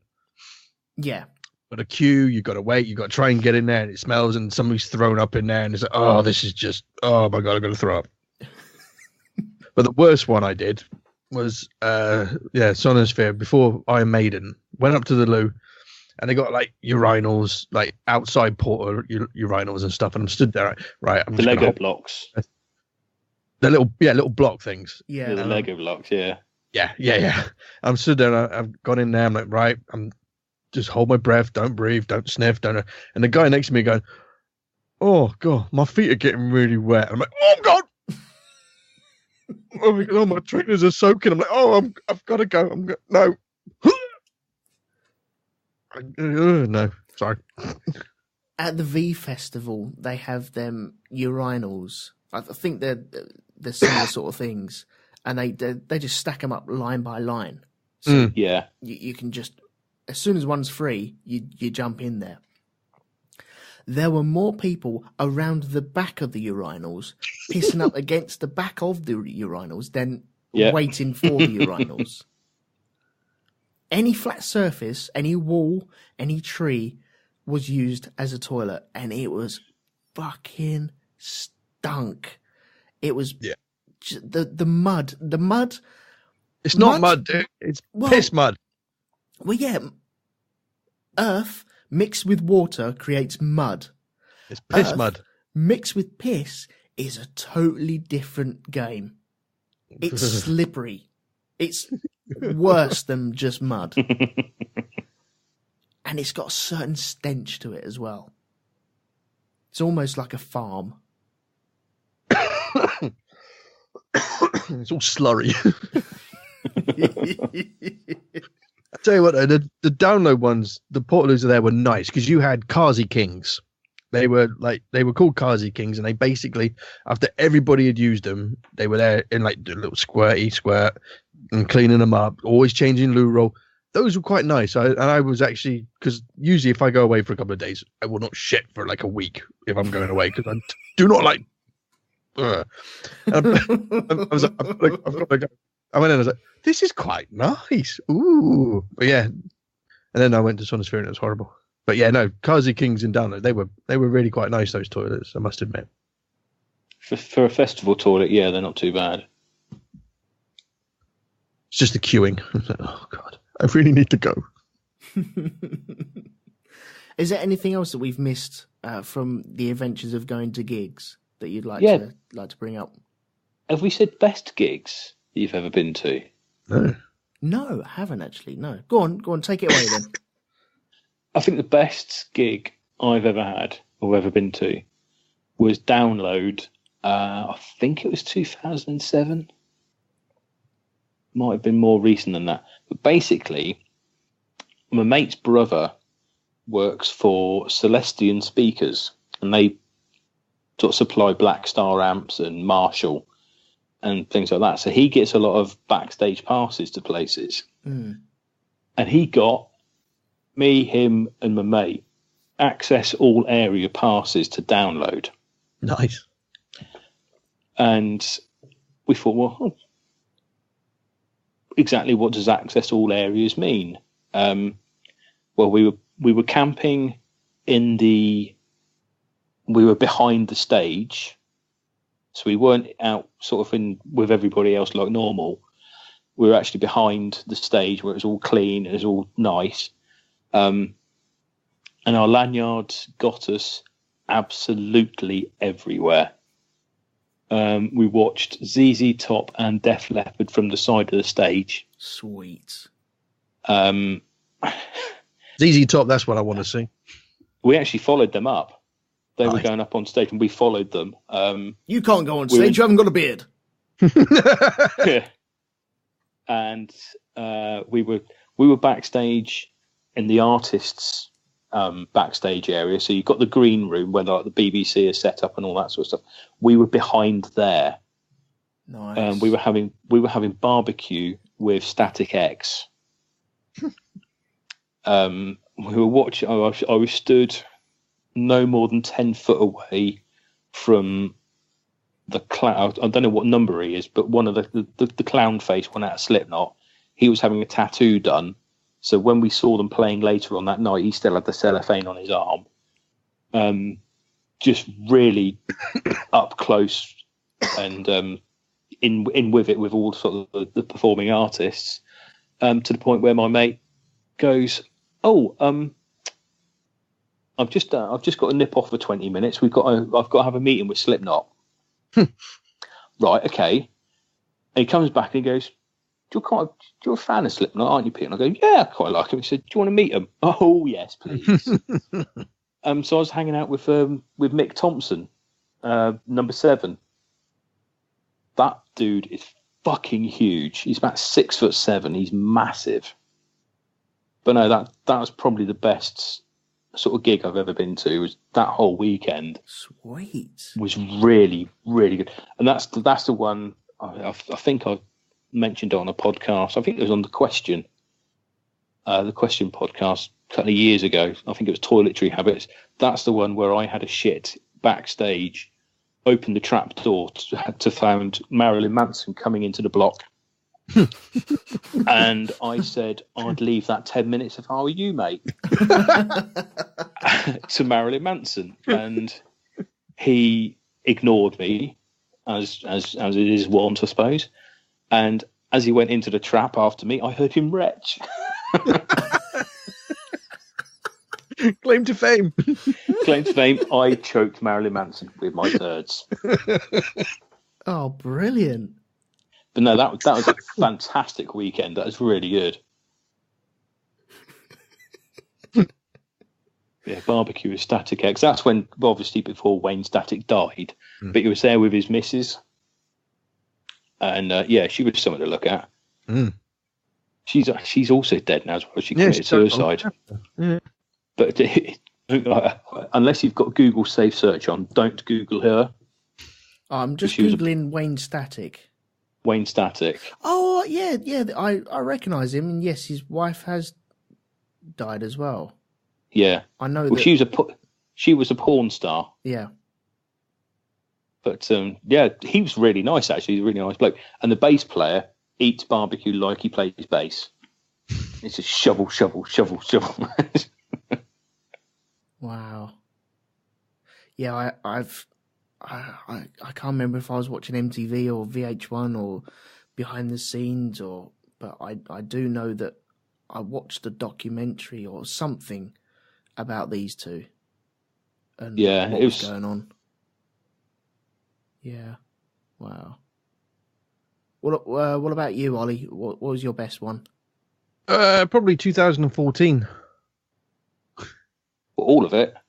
Pretty much. Because that was the year that I went to Download and Sonosphere and pretty much saw every band I'd ever wanted to see.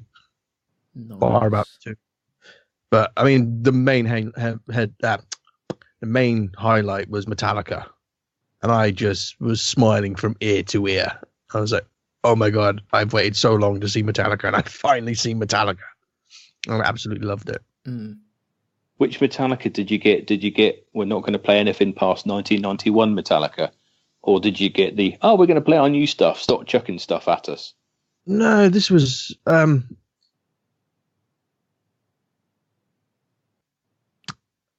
I think it was a fan voted thing. So everything was voted for, and they played one new tune. What was it called? Summer something or other. I can't remember what it was called. Before the new album came out, I don't think it was actually on the album. Yeah, no, it was weird. But no, yeah, it was a complete fan vote thing. Everyone that bought a ticket for Sonosphere got to vote for a tune. Oh, that's cool. And then the last song that they played on the night was a vote during the day, and the votes were still going on while they were playing. They'd stop and go, let's have a look who's in the lead. And it's like, oh, well. But then they never actually played. They played the song, but then played another song after that anyway. So it wasn't really the last song. But I don't care. I was like, oh my Metallica. Nice. Yeah. I had just the biggest grin on my face. They are good. They are good live. When they're doing the old stuff, they are really good live. Yeah, it was all the old stuff. I think the earliest thing they played. I don't think they even played anything of Death Magnetic. No, it's just whenever I think I've seen them four times now, and they've never gone. It's all been from 1983 up to 1991, and nothing beyond the Black Album. Been perfect. They did like sort of Fuel and because I didn't even do that. It's fantastic. No? The most recent thing they did was Sad But True. Wow. The only really annoying thing they did, they had like a couple of things. They had people come out on the stage to introduce the songs. Oh, that's annoying. Well, they had like I think it might have been people that have paid like an exorbitant amount of money to have a little crowd on stage. And there's this one guy that came out to and because everyone's from London, where are you from? London. Oh, okay, London. Oh yeah, because there's nobody else but London. And this one guy come out and he's wearing shades. He looked like a complete tool.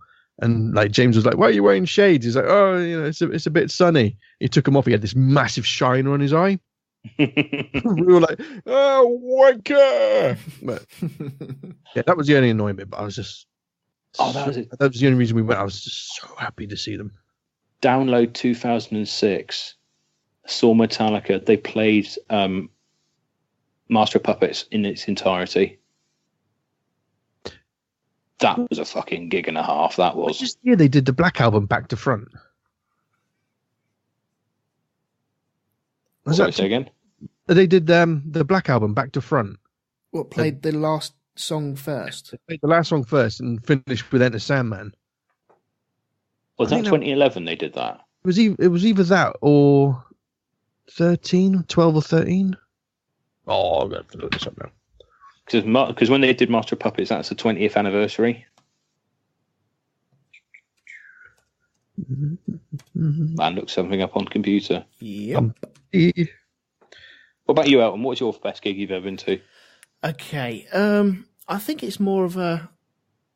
I've got some really good gigs I've been to, but as a total experience, Amanda was working for the Greenwich University when we were living in London, and she got tickets to work at V Festival, I think 97 or 98. Oh, 97 was a good year. I went to that one. I think it might have been the same one. I think we've spoken about this before as well. Prodigy headlined. Foo Fighters headlined, I think. We had the Foo Fighters. We had the Foos, Reef, Placebo, Cooler Shaker. Prodigy headlined. Right, I can't remember who we saw. Anyway, I went there, but I was there helping out. I said, well, Amanda was working, and she said, "Can I come along, help out for half a day, and then disappear?" And they went, "Yeah, okay, fine." So I got in for free. I handed out bags. I handed out beach balls and frisbees and stuff like that for half a day, and then the rest of it was our own.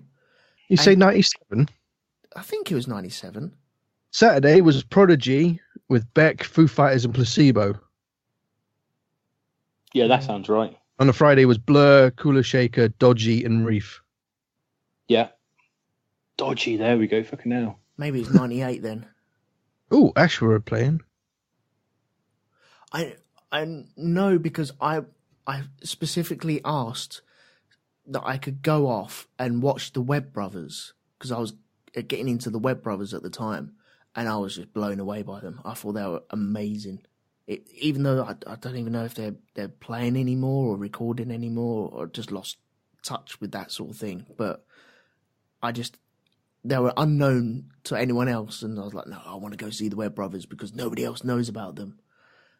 Charlatans were playing as well on the day before we went. But, 98, it was the Charlatans, Texas, Robbie Williams. Oh God, Space, Stereophonics Feeder. It was that weekend. But On Friday it was Verve, Seahorses, Green Day, Lightning Seeds, Chumbawamba. Oh God. But the Foo Fighters were there as well because I remember walking out as the Foo Fighters were playing. That was 97. I remember walking out as the Foo Fighters were playing because we decided not to go see them. I don't know. Maybe I went twice. I don't know. But the good thing about it is we got there, and we could see the stage, and there was no one there. But where I was stood, I was told to position myself, and I was given about 100 bags, 100 of these Hessian bags to hand out. And they opened the gates, the gates were closed, and all you could see, like the other I said earlier on, it was just baked beans on toast from the gate onwards. It was just that. And then the whistles went round, and you thought, hang on, what the hell's going on? And they opened the gates, and thousands of people just spewed into this field and headed as quickly as they could towards the main stage down this hill. And it's a little bit of a slope down there as well. So watching these people, and I had so much fun watching people trip over and just not getting down there. And I was handing out these, but do you want a bag? Do you want a bag? And nobody cares. They're just grabbing it. They don't give a shit. They don't want a bag, but someone's handing you something, so they're grabbing it and taking it and grabbing that. And we're throwing frisbees and blowing up beach balls, and it was good. I like the idea of festivals.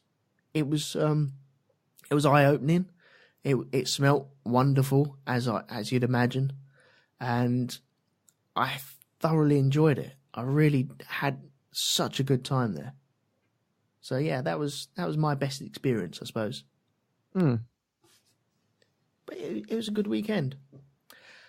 Okay, anything else that you'd like to touch on before we wrap it up here? Don't think so. No, we pretty much covered it, I think. Yeah, I think that'd do for now then.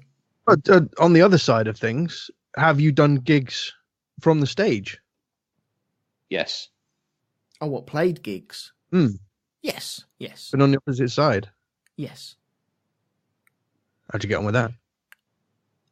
I loved it. It's something else, isn't it? It is. There's been many a gig I've done, and it's just gone over so quick. I'm like, can we do that again? That was so much fun. Really want to just go again. I've done really good ones and stinkers as well. Oh, yeah. Like the ones where we used to walk off stage and go, well, that was shit. Yeah. I actually said that during a gig as well. Because we lost our place in the song and our lead guitarist didn't turn up.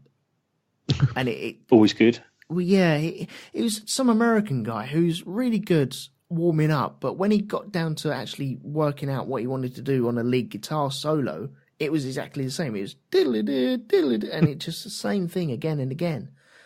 And it didn't work, and we had the gig, and he didn't show. Never saw him ever again. Probably got. But one gig I played. I don't know if anyone's going to listen to this who was actually playing with me at the time, but if they are, hi. It would probably be Mike if it's anyone.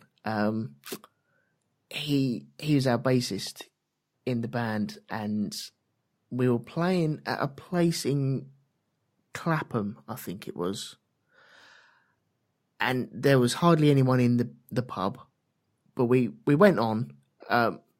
we were supporting my mate's band as well, and they set their stuff up on the stage, and left no room and wouldn't remove their stuff for us to put our stuff on the stage.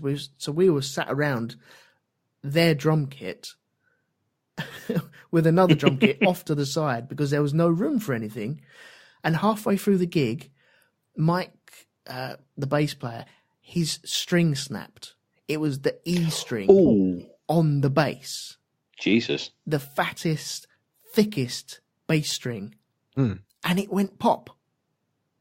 And he always played with it quite low slung. And so halfway through the gig, we went, could we borrow your bass? And so they were humble enough to let us borrow their bass, but their bassist played it up very high indeed.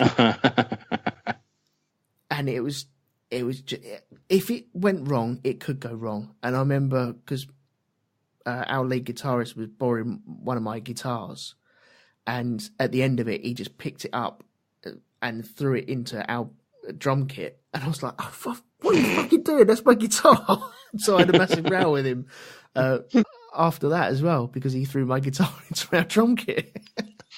But yeah, that was shit. The best and worst gig that I ever did was we're playing in front of 3 people, and we were just like, only 17. Yeah, Brian Hart turned up though. And No, we were like, he was too busy running himself over. I was going to say running his own head over. we were like, oh, fuck it, we'll just treat it as a band practice. Sod it. But the 3 that were in the crowd, one of them I knew and I was friends with and used to be in a band with, but he brought his 2 friends along. And every time I see him, they said that is the best gig they've ever seen. They said we just went up there, we played, and that's all they talk about when they meet up. So it's like, from our point of view, it was the worst gig we've ever done. Mm. From their point of view, it's the best we've ever played. It's like, well, swings and roundabouts. Well, that's the difference, though, isn't it? When you're in a rehearsal room, you get the sound going around you, but when you're on stage, it's going away from you. Mm. And it's very weird to get used to that. Well, I'd always go, because I'd always go out into the crowd, as it was, to listen, when we were setting up, to hear what the sound is like. Yeah. Because I did sound engineering at college and what have you, so I kind of try to get a feel for the sound. I'm like, no, you need to turn up and you need to turn the fuck down. So I'd always sort of wander out into the crowd to listen to the sound. And if the crowd wasn't doing anything, I would get really bored and walk out there and just play in front of them. I just stand there in front of people and play.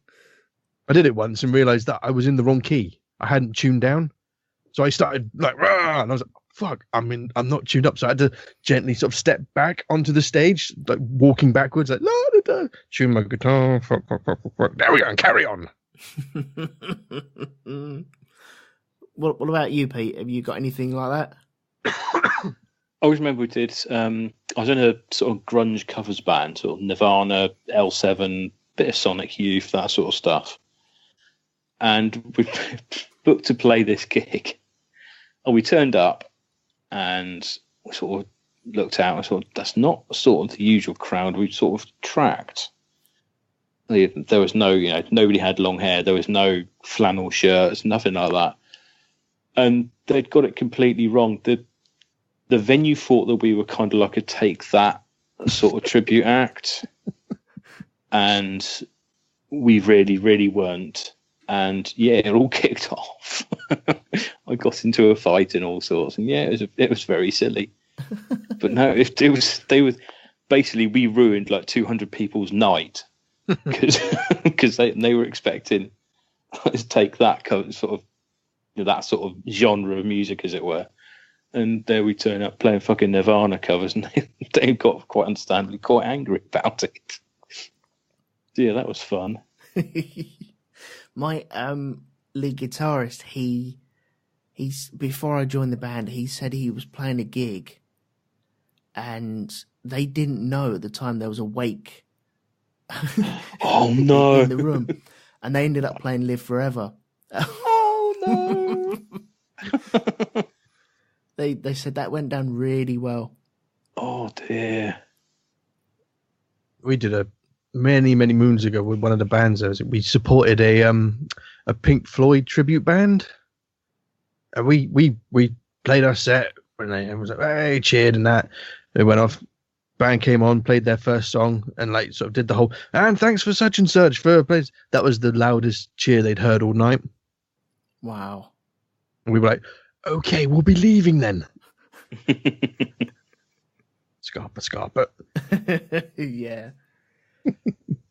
Oh dear. Right. Okay. I'm going to call it Yes. the end there, if you don't mind. All right. Okay, Lights have gone down, curtains down. Yes. Lights up, curtains down, smoke, and then you realise who you're standing next to. You're like, oh dear. Oh. Thank you very much for joining me, guys. That was No worries. excellent. I think we could talk about this for hours and hours. There's so many little different avenues that I think we could disappear off into. So I think it's a cool subject to talk about. Maybe might return back to this again at some point. I don't know. We'll see anyway. We can always return to any subject that we do. Have you guys got anything you'd like to plug before I kick you out? Let's start with Pete. I've never got anything to plug. Danny I was going Davies. to say the artwork of Danny Davies. It's my go-to. Yeah, fuck it. Danny Davies and the LSG Media Podcast Network. Tom Mann, yes. I was going to mention them, yes. Good. I do always put Danny Davies in the show notes as well. So, Yeah. so that is there. So hopefully he might recognise it once or twice. Ollie, have you got anything? I can shamelessly plug myself, and then my podcast as well. It's the Punk Rock Skunk Podcast. It's where I grab the nearest person and we go to a gig and review it. That's about it, really. Cool. It's on Podbean and no, not Podbean. That's the old one. Podomatic and iTunes. Nice. Have you got any new episodes coming out for that soon? See, this is the problem. I live in the south where nobody comes to, and I can't afford to go to gigs every week. So it's like a podcast every 6 months. Yeah. Well, the last one was one that Boz did for me, but the next one I think I might do one in the beginning of April. There's a little festival up near me that's going on, so I might do that. Right. Some big ones coming up. Spoilers. Oh, nice. Would you let people review for you? Yes, I've tried. Yeah, if anyone's going to a gig and wants to do it, then I'm happy to put it out and edit it and what have you. Just contact me. I'm lonely.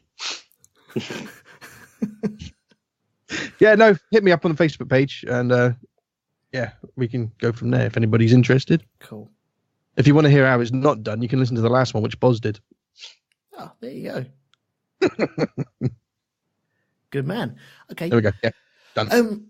What have I got to plug? Well, LSG Media, because we were joined by Dean Martin last time out to talk about movies of 2017. So please pop over to libertystreetgeek.net and they do all their stuff over there. So, give them a shout. Let them know you heard about them from us as well. You can, while you're at it, check out Hypnobobs. Check out the Black Dog podcast. Check out the Grand Prix podcast. Check out the Band of Brothers podcast that myself. Oh yes, I was going to say that. Yeah, myself, Andy, and Pete has been on one, and he will be joining us for a couple more as well. Yeah. That's all over at Road 2 Media. What else is there to plug? I'm Space Doc Jury to plug. The Borg cast. I'm running out of other things to plug. That just check out all our friends if you can, and 5-star rated reviews in iTunes are always wonderful and nice to receive. So there we go.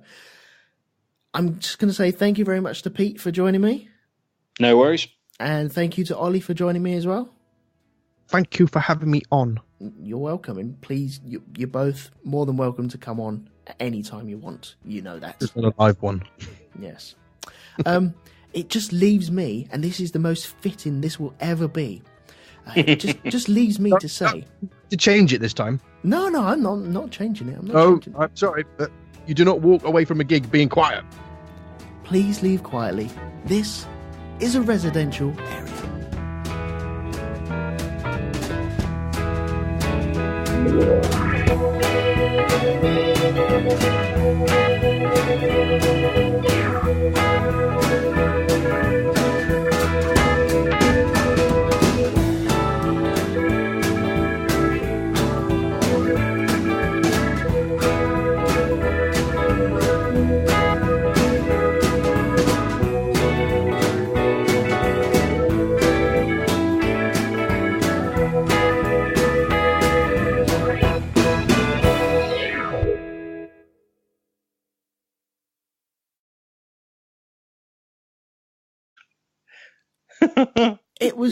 It was most disconcerting because you'd have this man having sex with his woman, and she'd be saying,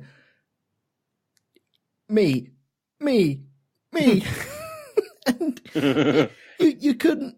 That was weird. That was put me off my stroke, shall we say? Oh, any other weird sexual habits? Was went around the school, but you know what went round to school? Your video, they edited it out because it was going around the school full of kids. Yeah, maybe. Yeah. You know, they don't want kids swearing. At least they didn't dub it. Yeah, they could have. Yeah. Yippee-ki-yay, Mother Hubbard, and get the fuck out of here! Get the French toast. Oh, what was the other one that they normally dubbed as well? It was that, and was it it was Mother Hubbard. Melon Farmer. Yeah, that's it. I didn't understand that when I was a kid, and I do now. But it's always weird when you watch it as a kid and then watch it as an adult, and you're like, well, that's not how it goes. Yeah. Yeah, you kind of remember, and you want the dubbed version. Yeah, very bizarre. You're watching Simpler time. You're watching something like 5 o'clock in the afternoon, going, should this really be on at 5 o'clock in the afternoon? Did you see that they someone on ITV put the alien chest burst on one of the news reports? I saw that. Somebody popped that up. Yeah, it was on at like 5 in the afternoon, wasn't it, or something? Just after Peppa Pig or something stupid.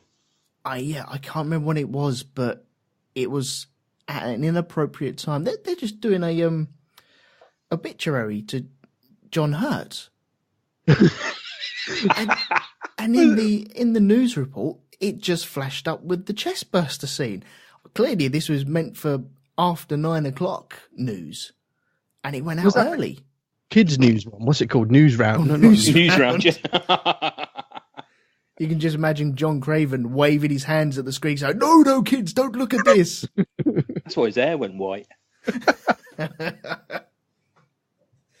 Okay, cool. Right, should we get into gigs then? Now that we've warmed up. Right.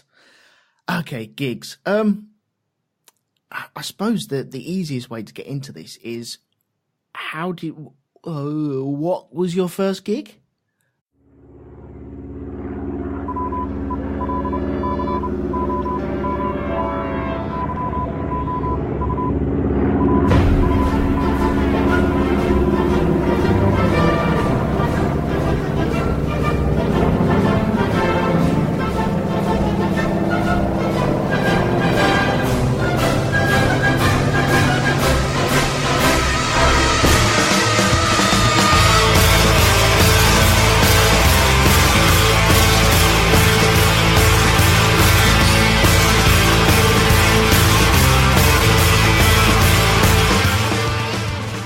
Hello everyone, welcome back to Shonky Lab. I'm Elton, and I have two guest producers today. One in the shape of Pete Hammond. Hello. This is Pete. And the other in the shape of Ollie Peters. I'm slightly disappointed you didn't play the intro music. Oh no, that's all in edit. Oh. Oh, bless you, Ollie. Hello. Yeah, let's pull back the curtain a little bit more for everyone else, yeah? Not like my show. Not many things are. You used to listen to that whole 2 minutes of that intro. Yeah, sod that. And everyone be quiet, don't breathe. Yeah, that's not going to happen. That doesn't happen. If I had... Oh, no, I need more wires to do that. It's all right. Head now, it's fine. Yeah. All right, cool. Right, well, I've been joined by these two lovely men to talk about gigs and going to gigs and music festivals, I suppose. I'm guessing you guys have entertained the thought of going to at least one musical festival. One or two, yes. Yeah. Cool. Well, we're going to get into that in a minute. First off, I need to do a bit of housekeeping and tidying up around here. Now, I need to give a swear warning. Now, believe it or not... Is this what you were talking about the other day? Sorry? Is this what you were talking about the other day on the Black Dog? Yes, yeah. Okay. I just feel like I need to cover bases because people can't seem to grasp the fact that this is an explicit, contented podcast. Do you know what? I'm deliberately not going to swear all night now. That's fine. You can do that. That's fine. I can't. I try, but I can't. I'd say I'd give it a try. I'm a what? I'd give it a try, but I can't see it fucking happening. Now, well, what's happened is I do a podcast called the Grand Prix Podcast with Andy Plastides, and we had a little while ago, towards the end of the season last year, a gentleman make a comment on one of our episodes saying something along the lines of, I'm enjoying it, but do you really have to swear so much? I don't see the point in it. Oh, God. And I'm like, well, okay. One, it's free content. Two, it says explicit. Three, it's my sandbox. Four, I just want to talk to my mate. So I apologized, even though I apologized to the fucking Loom Keeney guy as well, didn't I? For you, Ollie. Yeah, that's right. For you. Yeah. It wasn't even my fault. Oh, I'm sure it wasn't. No, it wasn't on your podcast, was it? No, it was my podcast. I listened to it. It was Jim's fault. But it's your Jim's podcast, fault. your fault. Yeah, But anyway, yeah. So where's he now? What? Sorry. Where's he now? What? Who? Jim? No, Mr. Lumkini. Oh God. I don't know. I might put him in the tags for this, though, just see if he'll hit it. Just see if you listen to the whole of it, just to see if he's mentioned. Yeah, if he'll Google himself again, idiot. Anyway, yeah, this guy, I apologized to him and said, okay, right, we'll try and tone it down a little bit, but there's no promises. But if he's listening to a Grand Prix podcast, what makes you think he's going to be listening to this one? He won't be. But I'm just in case there's another crazy person who doesn't see the explicit tag and downloads it and has their kids around and think, oh, do you know what, Shonky Lab, that's a lovely, jolly name, isn't it? Let's put it on for the kids. And there's us effing and jeffing all the way through it. I don't want that. So if you're easily offended, if you don't like swears or you don't like idiots talking to each other, then I suggest you turn this off now. So there we go. There's a swear warning. If you're still listening, it's your fault. Bloody hell. Yeah, I feel like I have to do that, though. So there we go. There's your warning. Other warning as well. Mixler. Normally, we record this live on Mixler. Mixler.com/Road2Media. But at the moment, I can't. I've got a computer that I used to use to stream it out to Mixler, which is just easier to do it that way. But it's an old XP computer, and it was solely designed just to do that job. Unfortunately, Mixler have moved away from XP and can't support that anymore, so I'm screwed. So I am on the lookout for a tablet or something nice and cheap. So if anyone sees a nice tablet or even a netbook, maybe one of them old netbooks, that'd do me. So if you cop an eyeful of something like that, let me know, and then I can go purchase it, and then we can get back on Mixler. Right. I feel that is all in order now. I feel like I've done some work for once. I feel a Patreon coming along. Sorry? I feel a Patreon coming along. There is a Patreon. Thank you to everyone who's donated to that. It is actually working. So thank you. It's helping everything survive at the moment. So big thumbs up to absolutely everyone who's doing that. And if anyone fancies doing that, then pop along to Patreon and look up Rogue 2 Media. And all the details are in the show notes anyway. I put them in there every single week. I don't even release every week anyway, do I? But every episode, it's always in there. So you can pop along there. Or to shonkylab.com and you find all the details there as well. Thank you very much, Ollie, for reminding me of that. I know. It's fine. There we go. Right. I've got some news before we get into our subject. Would you like to hear some news? Oh, yes, please. Yeah. Okay.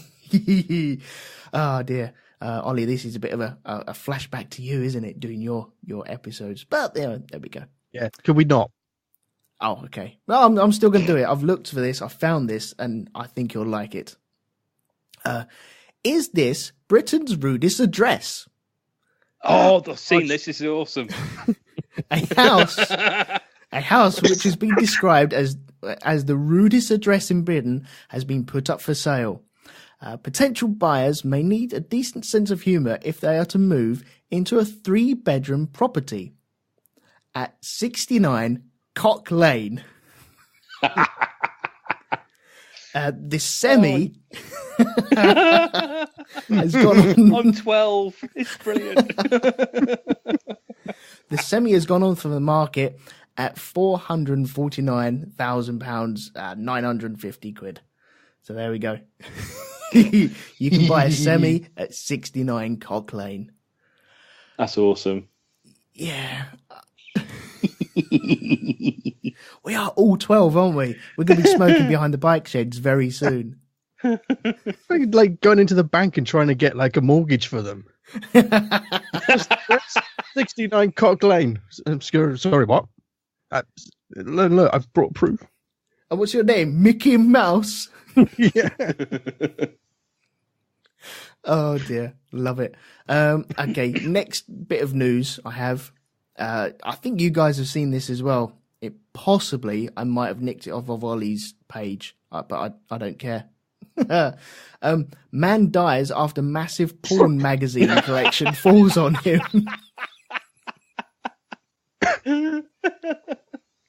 I love this one. A man apparently died after a massive porn collection fell on him. The 50-year-old's body was buried under 6 tons of X-rated magazines. That's a fucking way to go, isn't it? 6 tons. What were his last words? What would they be? Many particles. Not like this. I'm coming. Hey. Authorities only discovered the victim, known as Joji, 6 months after he had perished in his flat in Japan. 6 Christ. months. Oh, I didn't realise it's in Japan. Yeah, what a Oh, stain. that porn would have been weird. Oh. They do love different pornography. Tentacles. I was going to say tentacles going up schoolgirls, isn't it, basically? Oh, yeah. Pixelated out. Tentacles pixelated out. Yeah, that's always weirded me out, the way they pixelate everything out, but you can buy used underpants from fucking vending machines. Oh, yeah. Oh, no. What? What is that all about, though? All the pixelation. That's... If you squint, you can see it. That's just rude to the Japanese, dude. Oh, no, I didn't mean like that. Fucking... Oh, shit. Oh, dear. So as well as good job we're not live. swears, yes, as well as swears, we just put out the casual racism warning as well. Actually, that reminds me. You know when you was a budding teenager and you'd swap VHSs with... No. Oh, come on, give over. Did you used to buy individual cigarettes off the ice cream man as well? Anyway, well, a couple of movies went round the school, and it was my turn to borrow it, shall we say, or borrow it. Was it Animal Farm? No. It was just a straightforward Oompy Boompy film, and the weird thing about it is, you had all the Oompa Boompy in it, but whenever someone swore in it, they bleeped it out.